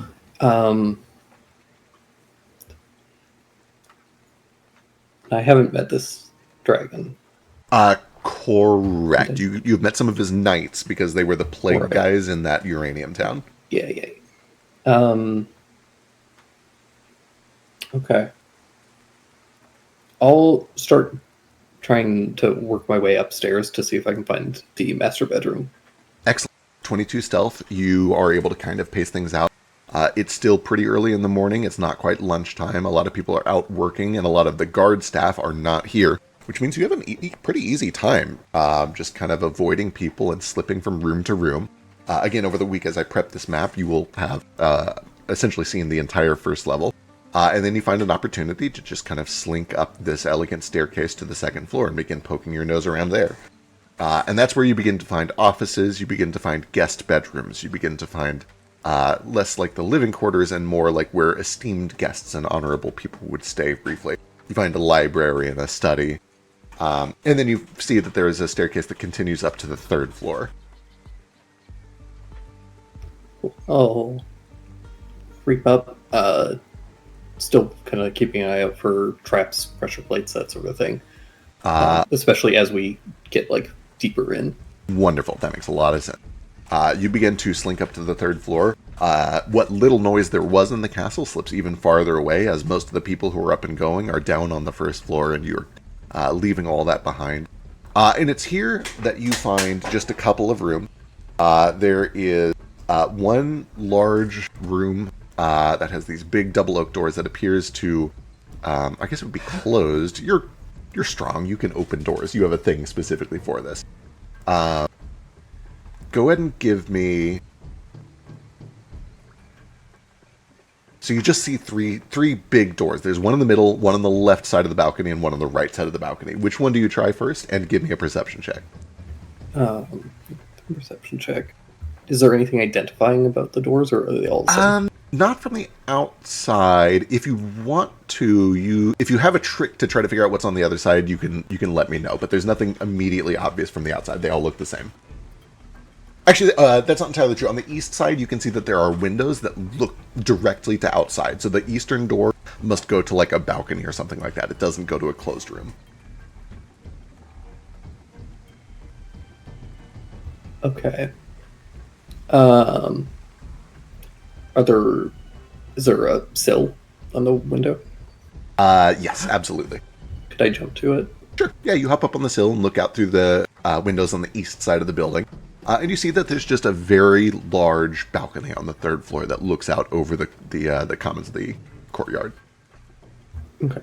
Can I see into the bedroom or into the room? Wait, I assume it's the bedroom.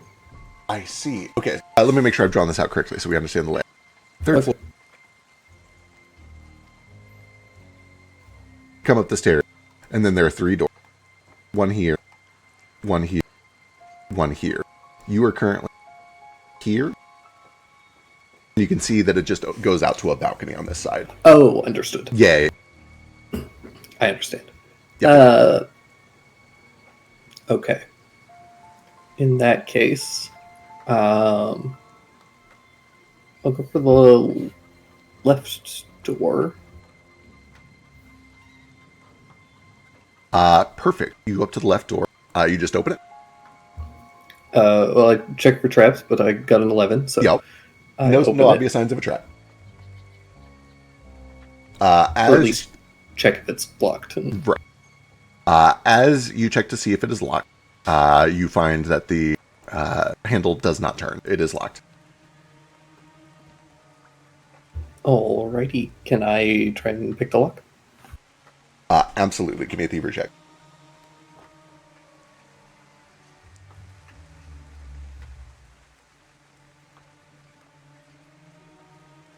You find that it is a very high quality lock. You are not able to get it. Can I see under the door at all? Possibly. Give me a perception check. I know we already did one for chaps, but we can do another one for this.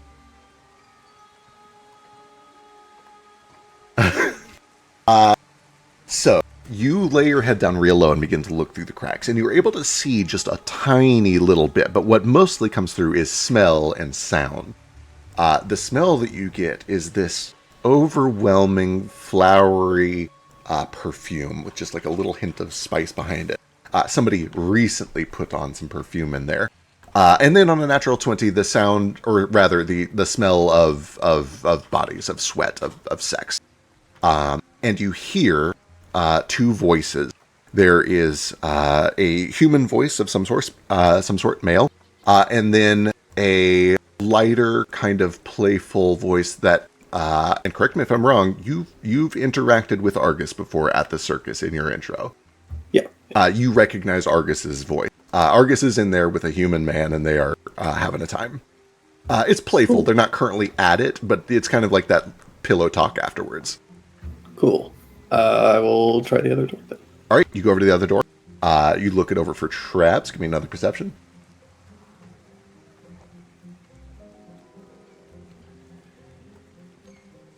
You lucky son of a bitch. When you get to this one, as you begin to approach it, you look it over very cautiously, and you can see that there is just the faintest glimmer of arcane glyphs around the handle, and specifically around the keyhole, that have just a faint green shimmer off of them.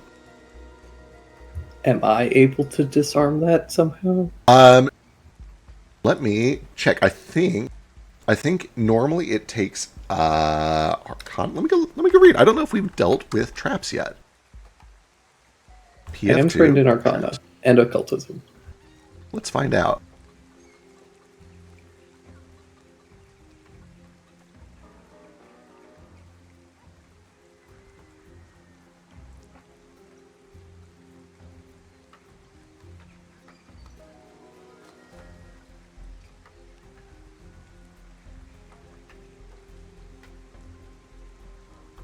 Yes, if you're aware of a magical trap, you can disarm it even with thievery, even if you are not skilled in Arcana. So potentially, theoretically, you can try to use thievery to disarm this. Do I know what the consequences will be if I fail? For that, you would need to identify the trap, and that is definitely an Arcana check. Okay. Well, I will attempt to identify it. All right, let's see it. Fail too, I'm sure. Yeah. Yeah. All right, let's try and let's go for it. All right, let's see it.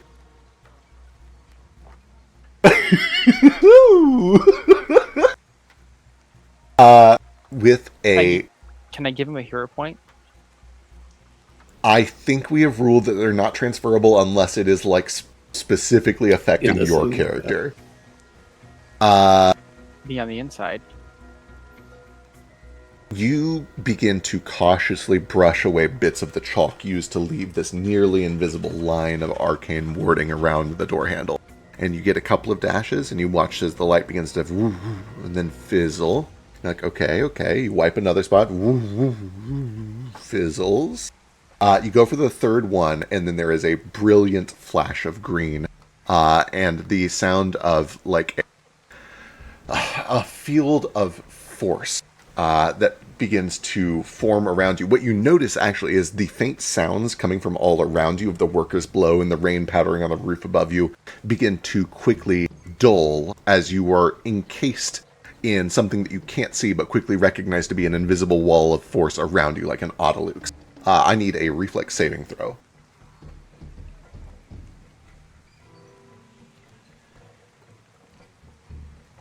Checking the DC.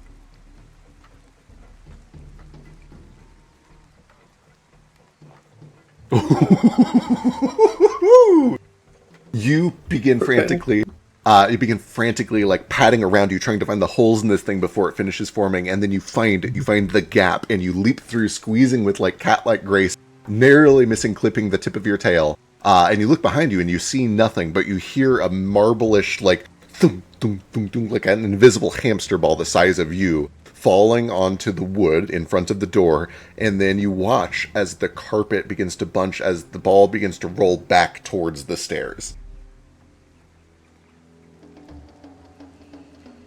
Huh. And then it rolls over, and then doom, doom, doom, doom, this enormous invisible hamster ball begins tumbling down the stairs, making this resounding banging noise as it clatters across each step. And then it kind of like smacks against the wall on the other side. And at this point, you hear a commotion from below. You hear the sound of guards kind of like, not necessarily running, but certainly alert all of a sudden coming to come look at it. What's the ceiling look like? Ceiling is pretty tall in here. You're on the top floor. It is arched, kind of like a typical European style. There are buttresses and there are rafters. There are things you could hide up there for sure. There's like a big open window facing the south side, the front side. Yeah, I'll try and get up into the rafters and hide in some of the shadows. Excellent. Love it. It is possible. There are things that you can climb and do acrobatics to get up there. Let me get either athletics or acrobatics.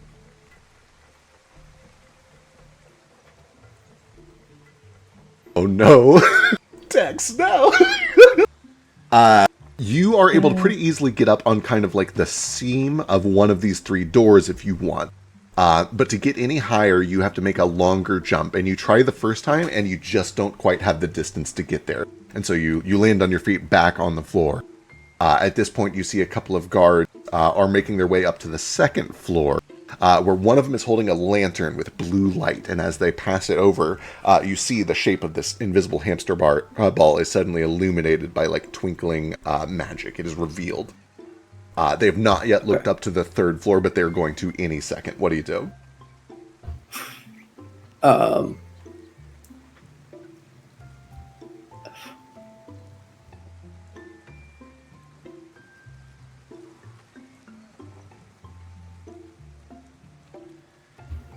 Argus's room is locked, right? Correct.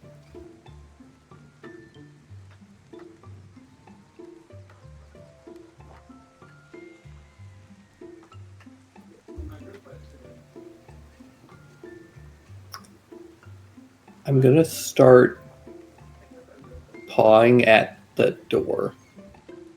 Okay.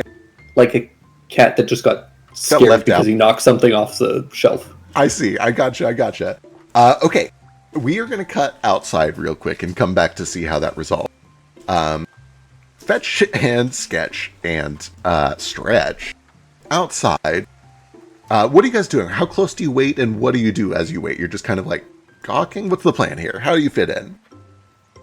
I assume that we can see the building from like over here, kind of within the city. Yeah, Or if you near the head back a little ways, I guess give me a luck check to see if there's an angle where you can see through the the wrought iron gate to the building itself. Yeah, I don't necessarily even need to see into the building, just like the gate where he will be at, but Right. I'll give you a roll for that. For sure. Pretty easy. I'm going to call this like DC 4. Ooh, okay, nice. Yeah, it's a tricky angle, but if you go down the street back towards the manors, there's an angle that is like right outside of a pastry shop where you can look up the street and see through the wrought iron front gate, past the courtyard to the castle itself. You have a pretty good view of the castle. Cool. And we'll kind of like linger over there. Is it like an outside bakery, or is it like completely inside? Windows? It's inside, but they have a couple tables out front, and they have like a little stall where you can see that the shopkeep's son is like, "Would you like a pastry, sir? Oh, Tuppence." oh yes. If we could have, sorry, wrong accent. If we could have one of these tables out here, it's mighty nice that it's now raining. Is that happening? Oh, it rains here a lot. Are you from out of town? Oh, could you tell? I sure could. Question: are you guys in disguise? Like Fetch and Sketch, are you doing your savage nobility act? What are you doing? I think Fetch has been too recently traumatized. I think we're just kind of chill. That makes a lot of sense. Come in out the rain. Yes, let me get one of the umbrellas up for the table. And he goes over and starts to turn this crank. It squeaks. It needs some oil. And it slowly opens up, and he grabs a towel and starts to towel down these wrought iron chairs for you to sit in. Oh, thank you kindly. Would you like coffees, mister? Oh, I would love to see a menu. Do you have any? Yes. One moment. And he heads inside, and he comes back with essentially just like a scrap of paper that he has written everything that they have on. Oh, I'm so sorry. I didn't mean to inconvenience you like that. No, it's not a bother at all. Oh, aren't you sweet? It's nice to have people from outside. Oh, yeah? You from around here, I assume? Born and raised. What is he a dragonborn? No, he's just a human man, blonde hair. It's a human man, a human boy, blonde hair.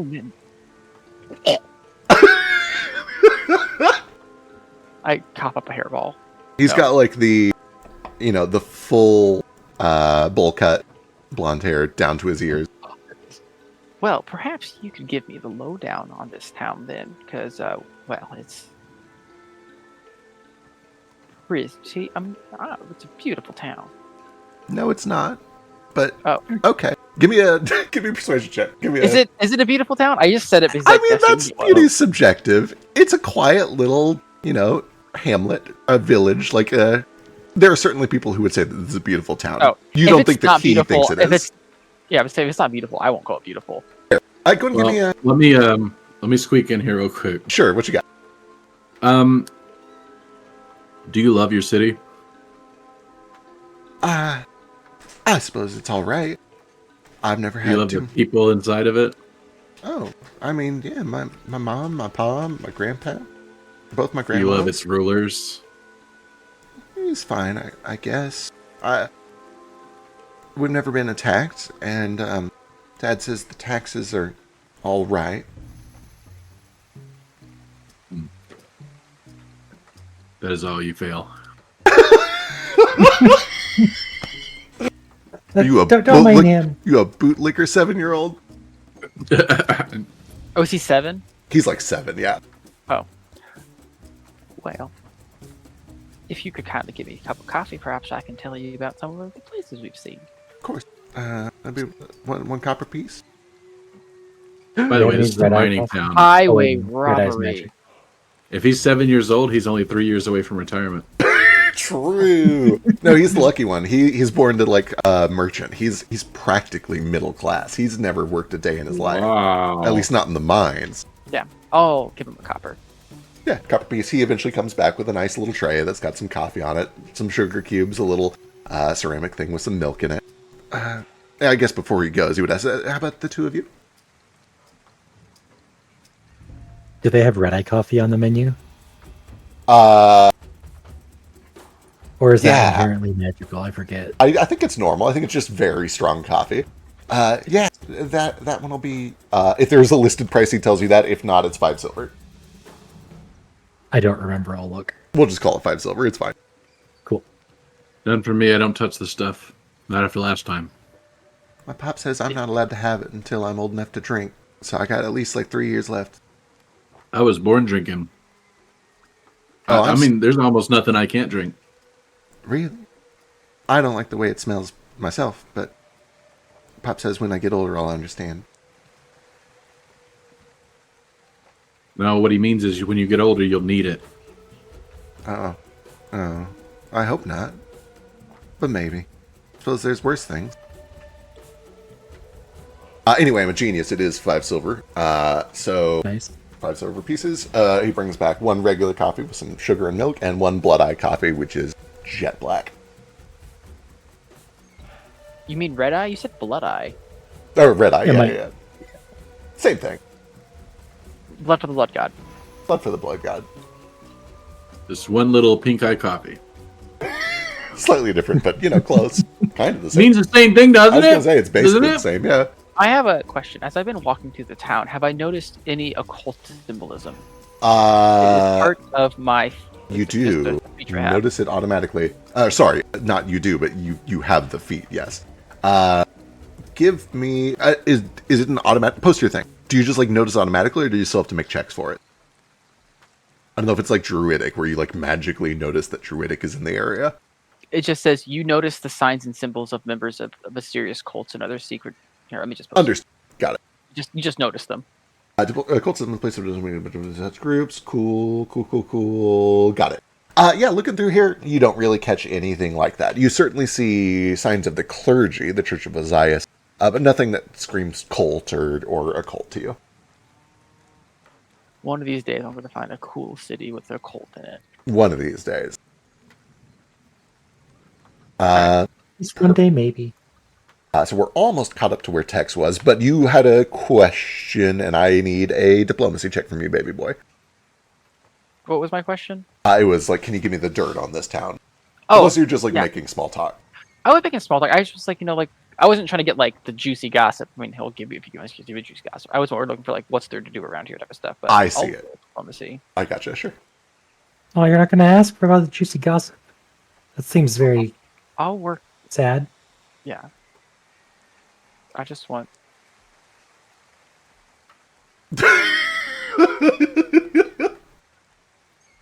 Actually, hold on. I have a hero point. I have 2 of them. I might as well just use it. Sure. Can't get showed up by sketch. I mean, I can't roll better than that. This is actually kind of fitting because you like, okay, is there anything fun to do here? What do you do? And his answer is like, oh, well, I work from sun up till sundown, and then I do my studies. On Sundays, I go to church, and then I have school 3 days a week. There is a puppet show once or twice a month, though. I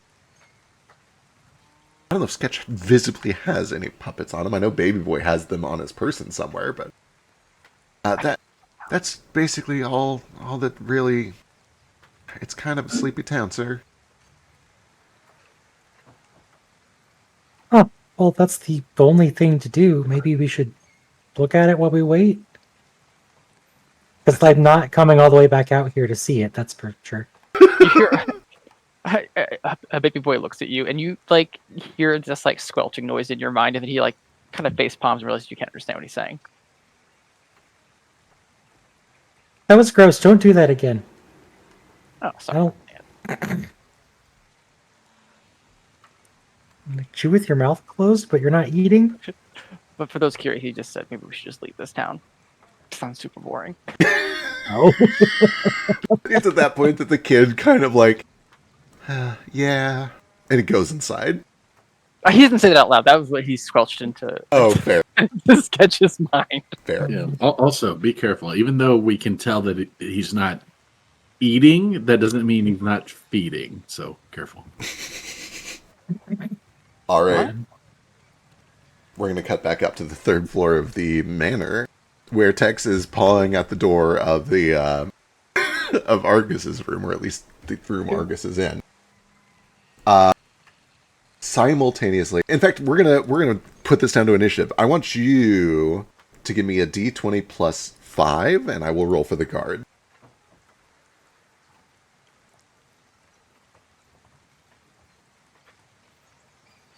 Attaboy. One of the guards starts to make his way up the stairs a little ahead of the others. And he looks around and he sees you just pawing at the door. And you hear, once again, kind of reverberating under the metal helm, back down to the others, this deep voice. Cat got inside. Give me a second. And he starts to, like, stomp his way up in heavy plate armor up the stairs coming around to you. I jump like I'm startled and I hiss at him. Give me a Yes, performance or natural- intimidation. Absolutely Intimidation to see here for the record is quite difficult unless you are revealing your true nature. 20 though. The guard starts to come up to you and you turn and you hiss. And he balks. He's a knight in plate armor. You're not going to hurt him, but at the very least he's like, oh, fuck, this one's a fighter. And what you see is that he looks around him at the expensive paintings on the wall and the rug that you're standing on and the expensive vase on the counter right behind you. And he kind of stops and he puts a hand up. He's like, okay, down, be good. I'm just going to... And he starts to reach a hand towards you. As he does, I'm going to raise a claw at the carpet. And start to just knead. Yeah, he pulls his hand back. I pull my claw back. He puts the hand forward. I put my claw down. At this point, you hear a clicking, and the door behind you opens, and you see that Argus has thrown a robe over himself and kind of cracks the door and looks, I'm sorry, is something going on?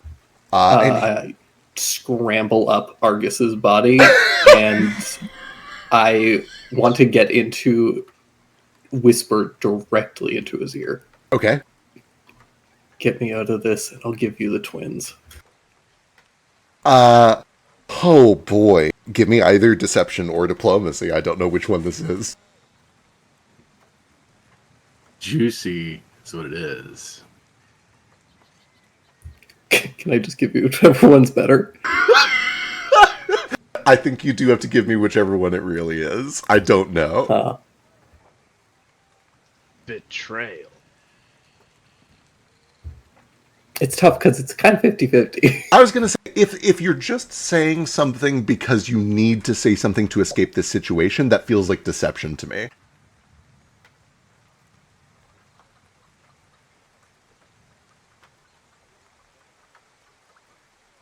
Pulling up Argus's sheet.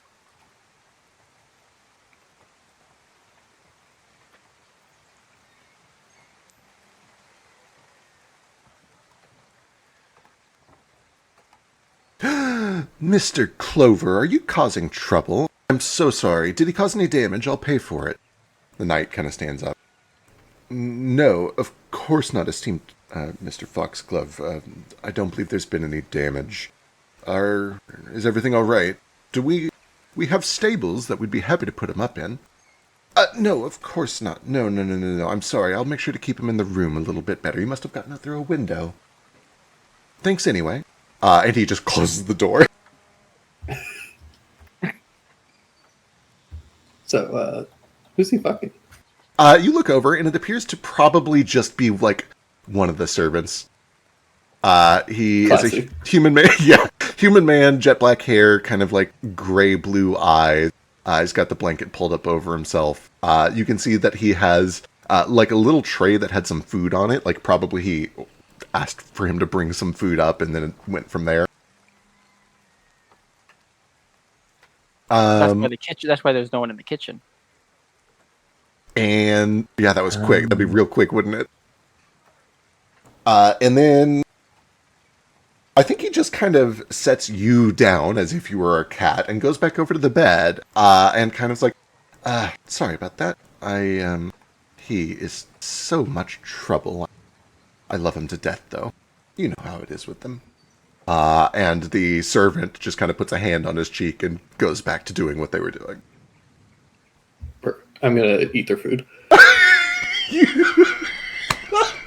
You do notice that, like, Argus takes the opportunity to roll into a position where he can watch you. He's doing this because he doesn't want to blow his cover, but he is aware that you are more than what you seem, and he's like, okay, he's making sure you're not going through his shit. But when he sees that you're just eating the food, he shakes his head and goes back to what he's doing.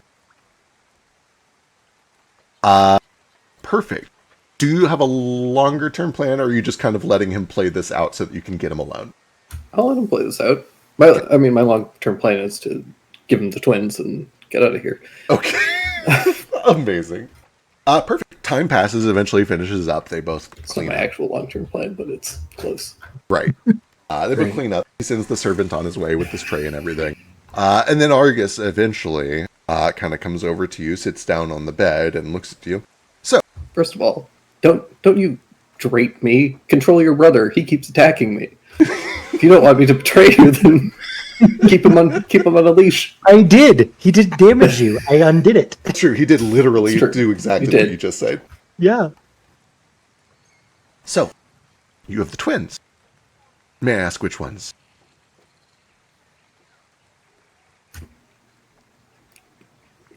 Do I get the sense that he doesn't know who I am? Give me a perception. Give me an insight.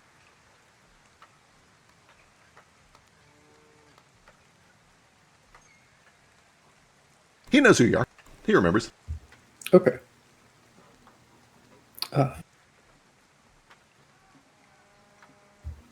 The ones that I left with.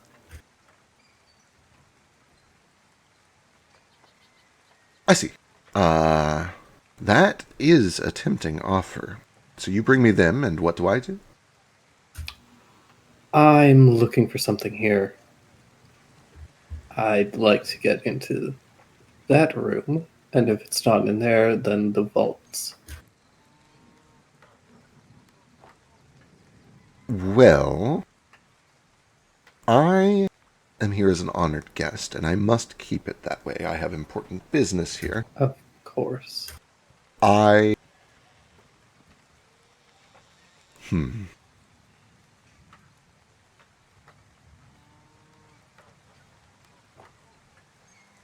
He thinks. He thinks because I think, and I'm not. I'm trying to figure out how much this is worth to him and how much he's willing to help. What do you want me to do? Just pick a door? Cause a diversion? How do I contribute to this? Well, you help me into that room. Either get rid of the magic on it, or pick the lock, whatever you do. Or create a diversion, either or.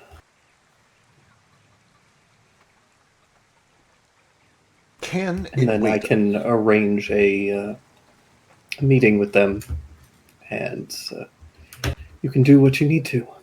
I'll help you however I can. I will need some assurances up front. I have no reason to believe that you would actually leave them with me. I also must stress that I will not be able to do any of this until my business here is concluded, and if my business goes well, I may not be able to do it at all. It doesn't look good if I show up, make an agreement, and then he is robbed the night that I leave. Of course. Well, if twins aren't worth it to you. Ugh. I'm interested in talking, but we should find somewhere better to do it.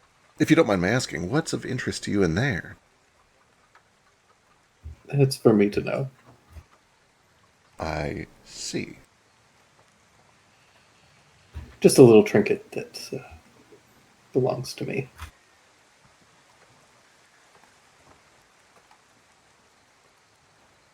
I don't see any reason to interfere with your plans. I wasn't aware that we could be partners in this, but I'm interested in exploring it.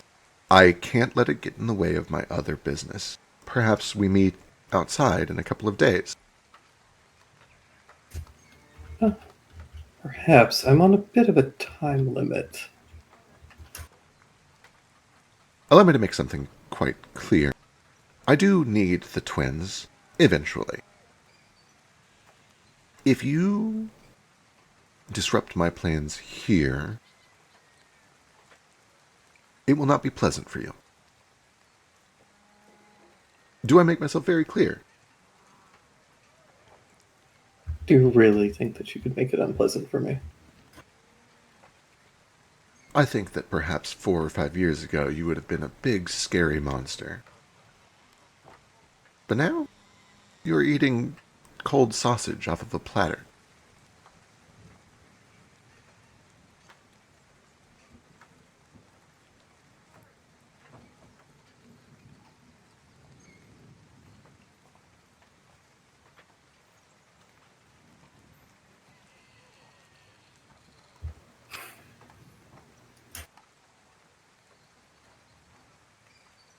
Got him.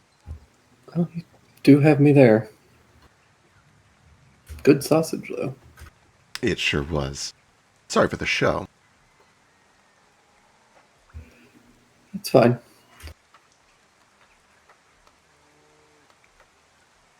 Anyway, out the window, or will you be staying with me?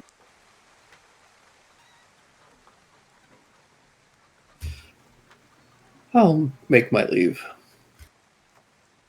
Watch that first step. Can I slip back out the door and just glance at the door and see if is the trap still there, or is it triggered and done? As you slip out the door and as you pass by the other doorway, give me another perception check.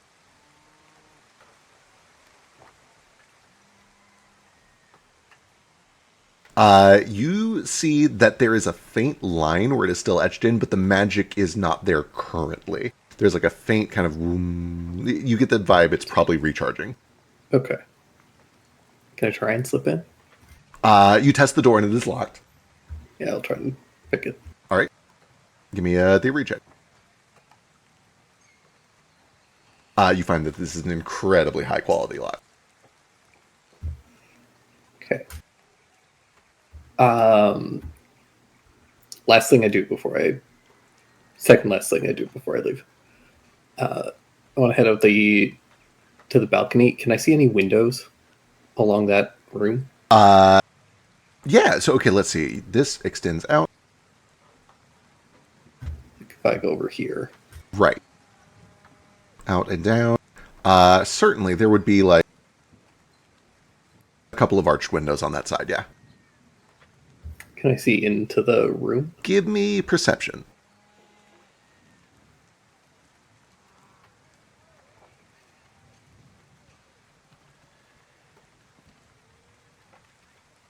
You're able to get rough shapes. It's kind of thick, and there is cast iron grating, which makes it hard to see super clearly. But at the very least, you see a large bed. You see that there's no light in there. You can see a bookshelf with a bunch of books on it. You just get little bits of what appears to be an enormous bedroom. with an enormous bed in it. Okay.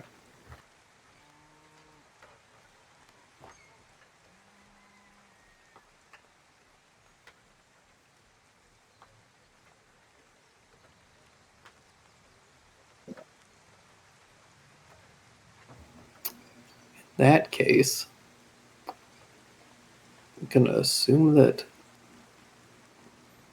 the moonstone's going to be in there. And I'm going to head back down towards the kitchen. Excellent. As you're heading down the stairs, I'm going to jump over to the rest of the party once again. Rest of the party, there's a bit of a commotion down the street back out by the gate. As there's kind of just like a quick flat... Let me get a perception check from the three of you that are at the cafe outdoors. Is it scent based? It is sight and sound based, mostly sight. Unbelievable. I know, I'm so sorry. One day.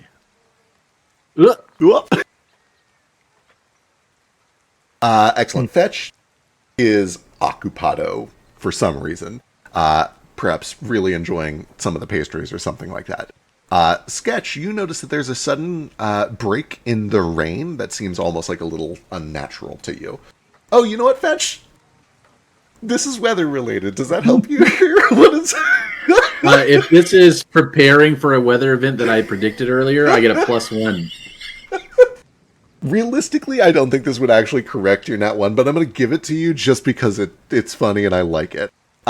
You notice that the weather suddenly behaves in a way that is not as was predicted. There is a sudden break. The clouds seem to part, and the bright sunlight of the twin suns kind of cast down a single, god ray down into the courtyard of this city. And you watch as this single god ray of sunlight, there's a of magic, and flames begin to kind of burst up from a single point, where you watch a few shapes emerge. Several guards immediately run over and begin to, draw weapons. And you see that almost immediately, these three humanoid shapes begin to appear silhouettes in the flame. The first one that emerges is a gleaming golden knight wearing Cyrilo colors, who begins to speak in not perfect but passable Pyrrhic. Do any of you speak Pyrrhic? I don't know if any of you speak this language. Nope. Anyway, I don't. begins to say something to the closest guard. The closest guard nods a few times, lowers their weapon, and kind of stands down.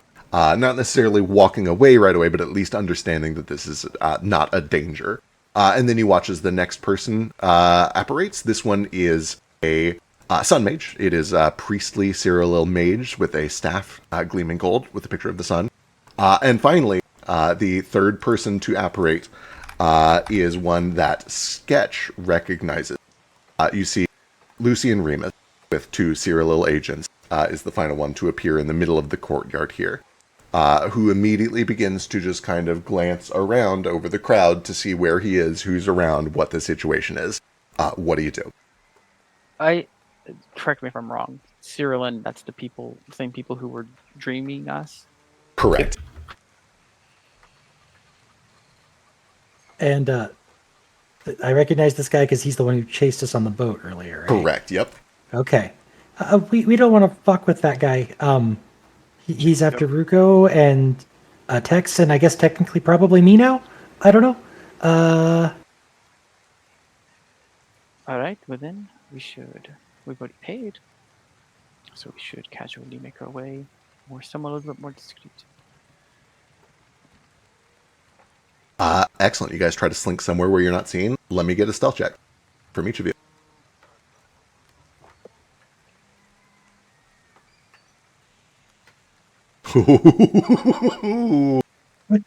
Woo!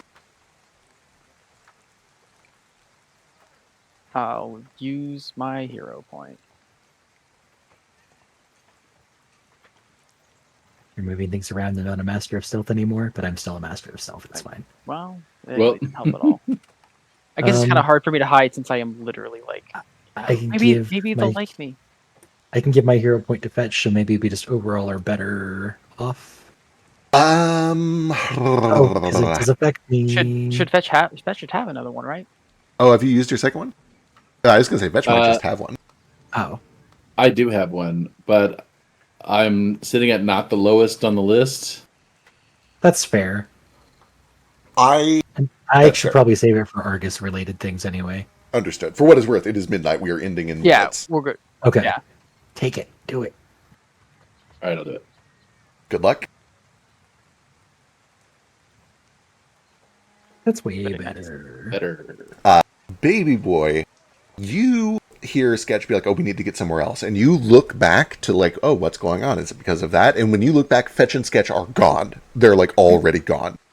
Well, You, I guess I'll just continue sitting here then, because like they don't know who I am. And Right. when in the dream I was in my suit.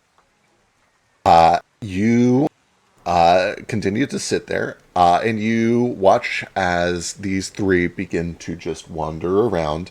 And you do see at one point that Lucien looks over in your direction, kind of locks eyes, squints a little bit, and then one of his advisors tells him something, and he starts to walk into a different building. Gotcha. Oh, I see the little servant guy walk by. I'll be like, is that normal? No, I don't. I've never seen anyone like that in my life. I thought non-dragon related magic was like illegal or something. That's what Pop says too, but he don't look like no dragon to me. I've given him Moex's ass. I hate this so much. It's so bad. It's fucking contagious. Well, But you take to it so naturally. It's because it's my home. It's my comfort place. You've been exposed. For a long time. yeah. So they're just like going from building to building then. It's they start looking around and they're unsure where to go, but then his advisor says something and they head into a nearby alchemy shop. Gotcha. Is there how far away is that alchemy shop from where I'm at? It's kind of across the market square. You could walk there in like 45 seconds. Gotcha. Is there anywhere I could like post up? Probably not very. I'm not very stealthy. Let me see if I have something. I guess magic is not very useful right now, but okay. Actually, here's what I'm going to do. I'm going. Is there anyone outside, or that guy just like walked inside? All three of them walked inside together. Gotcha. I'm going to walk up. Is there like a window? To the alchemy shop? Yes. Can I just inconspicuously like place Mare so he's like close to the window and then just like walk back over to the coffee shop? Mare Absolutely. can listen. Absolutely. The stealth check here is pretty easy, but I do still need one.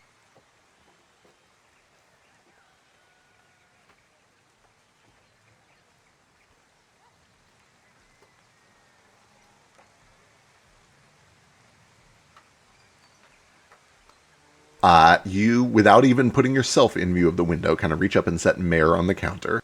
And Mare begins to speak. Mare can speak telepathically. Is that true?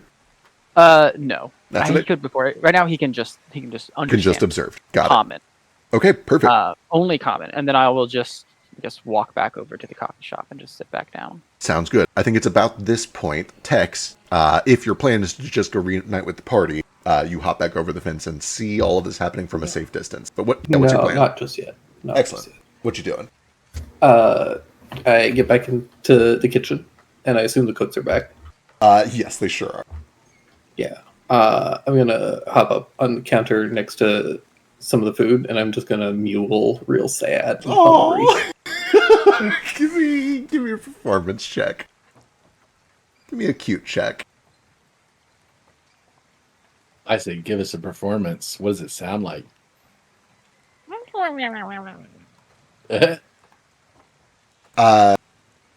You see one of the cooks starts to reach for like a rolling pin. It's like, oh, go on, go. But then the other one says, no, that is the guest's cat. Well, he should keep his fucking cat in his fucking room. Don't like that asshole. Go on, go. And he just tries to like shoo you off the windowsill. I'm gonna run away. Excellent. That was a good hiss. All right, you run away. Where do you head to? I guess I'll go meet up with the party. I gotta go trick the twins into going to Argus. Perfect. then I think that is I'm sure if you probably. just told Sketch Argus was in there, he'll just go himself. There's no tricking Yeah. involved. Probably, yeah. We can just go beat the shit out of him. Every time I hear him talk, I tense up in real life and I get so pissed off. I hate him. Well, I'm sorry. It's just my voice. No, not you. Not you, Argus. Argus. Fix is doing a good job playing him. I hate him. Wonderful. I think this is probably where we will wrap up. We can pick up next time once Jane is back. Sounds good. And then everyone can be wax sassy. I Everyone. was really hoping that I would just solo this and grab the loot and leave and just skip all of this. You just leave and we're just sitting there waiting for like a week. You got all your good rolls out of the way early in the session, and then rolled nothing but 4s and 6s the rest of the time. I'm okay periodically. It's just I had a couple of key rolls that I Yeah, true. I was gonna say all of your like scouting aside from this.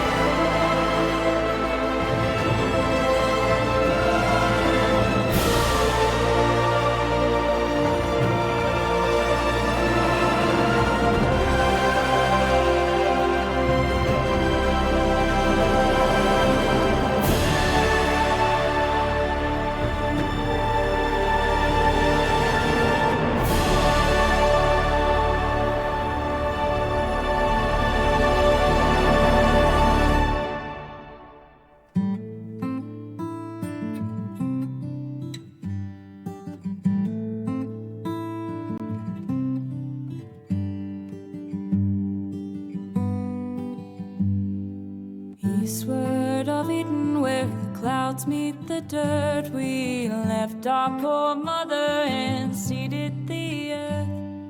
Gates they were shuttered, the latches were locked. Oh, eastward of Eden, where men become gods.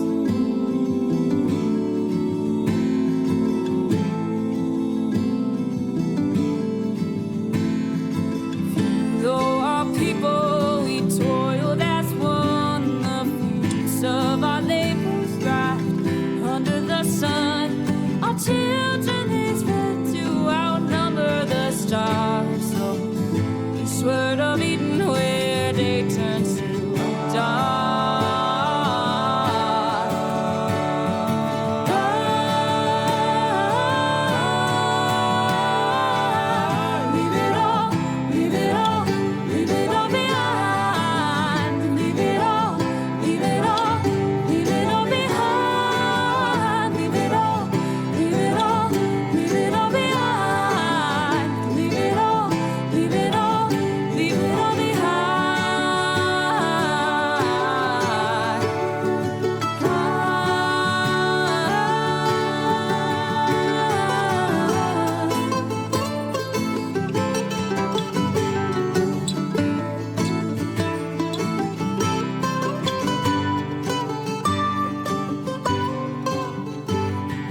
Watered our forests with fire and flood, and fed our own egos with our brother's blood.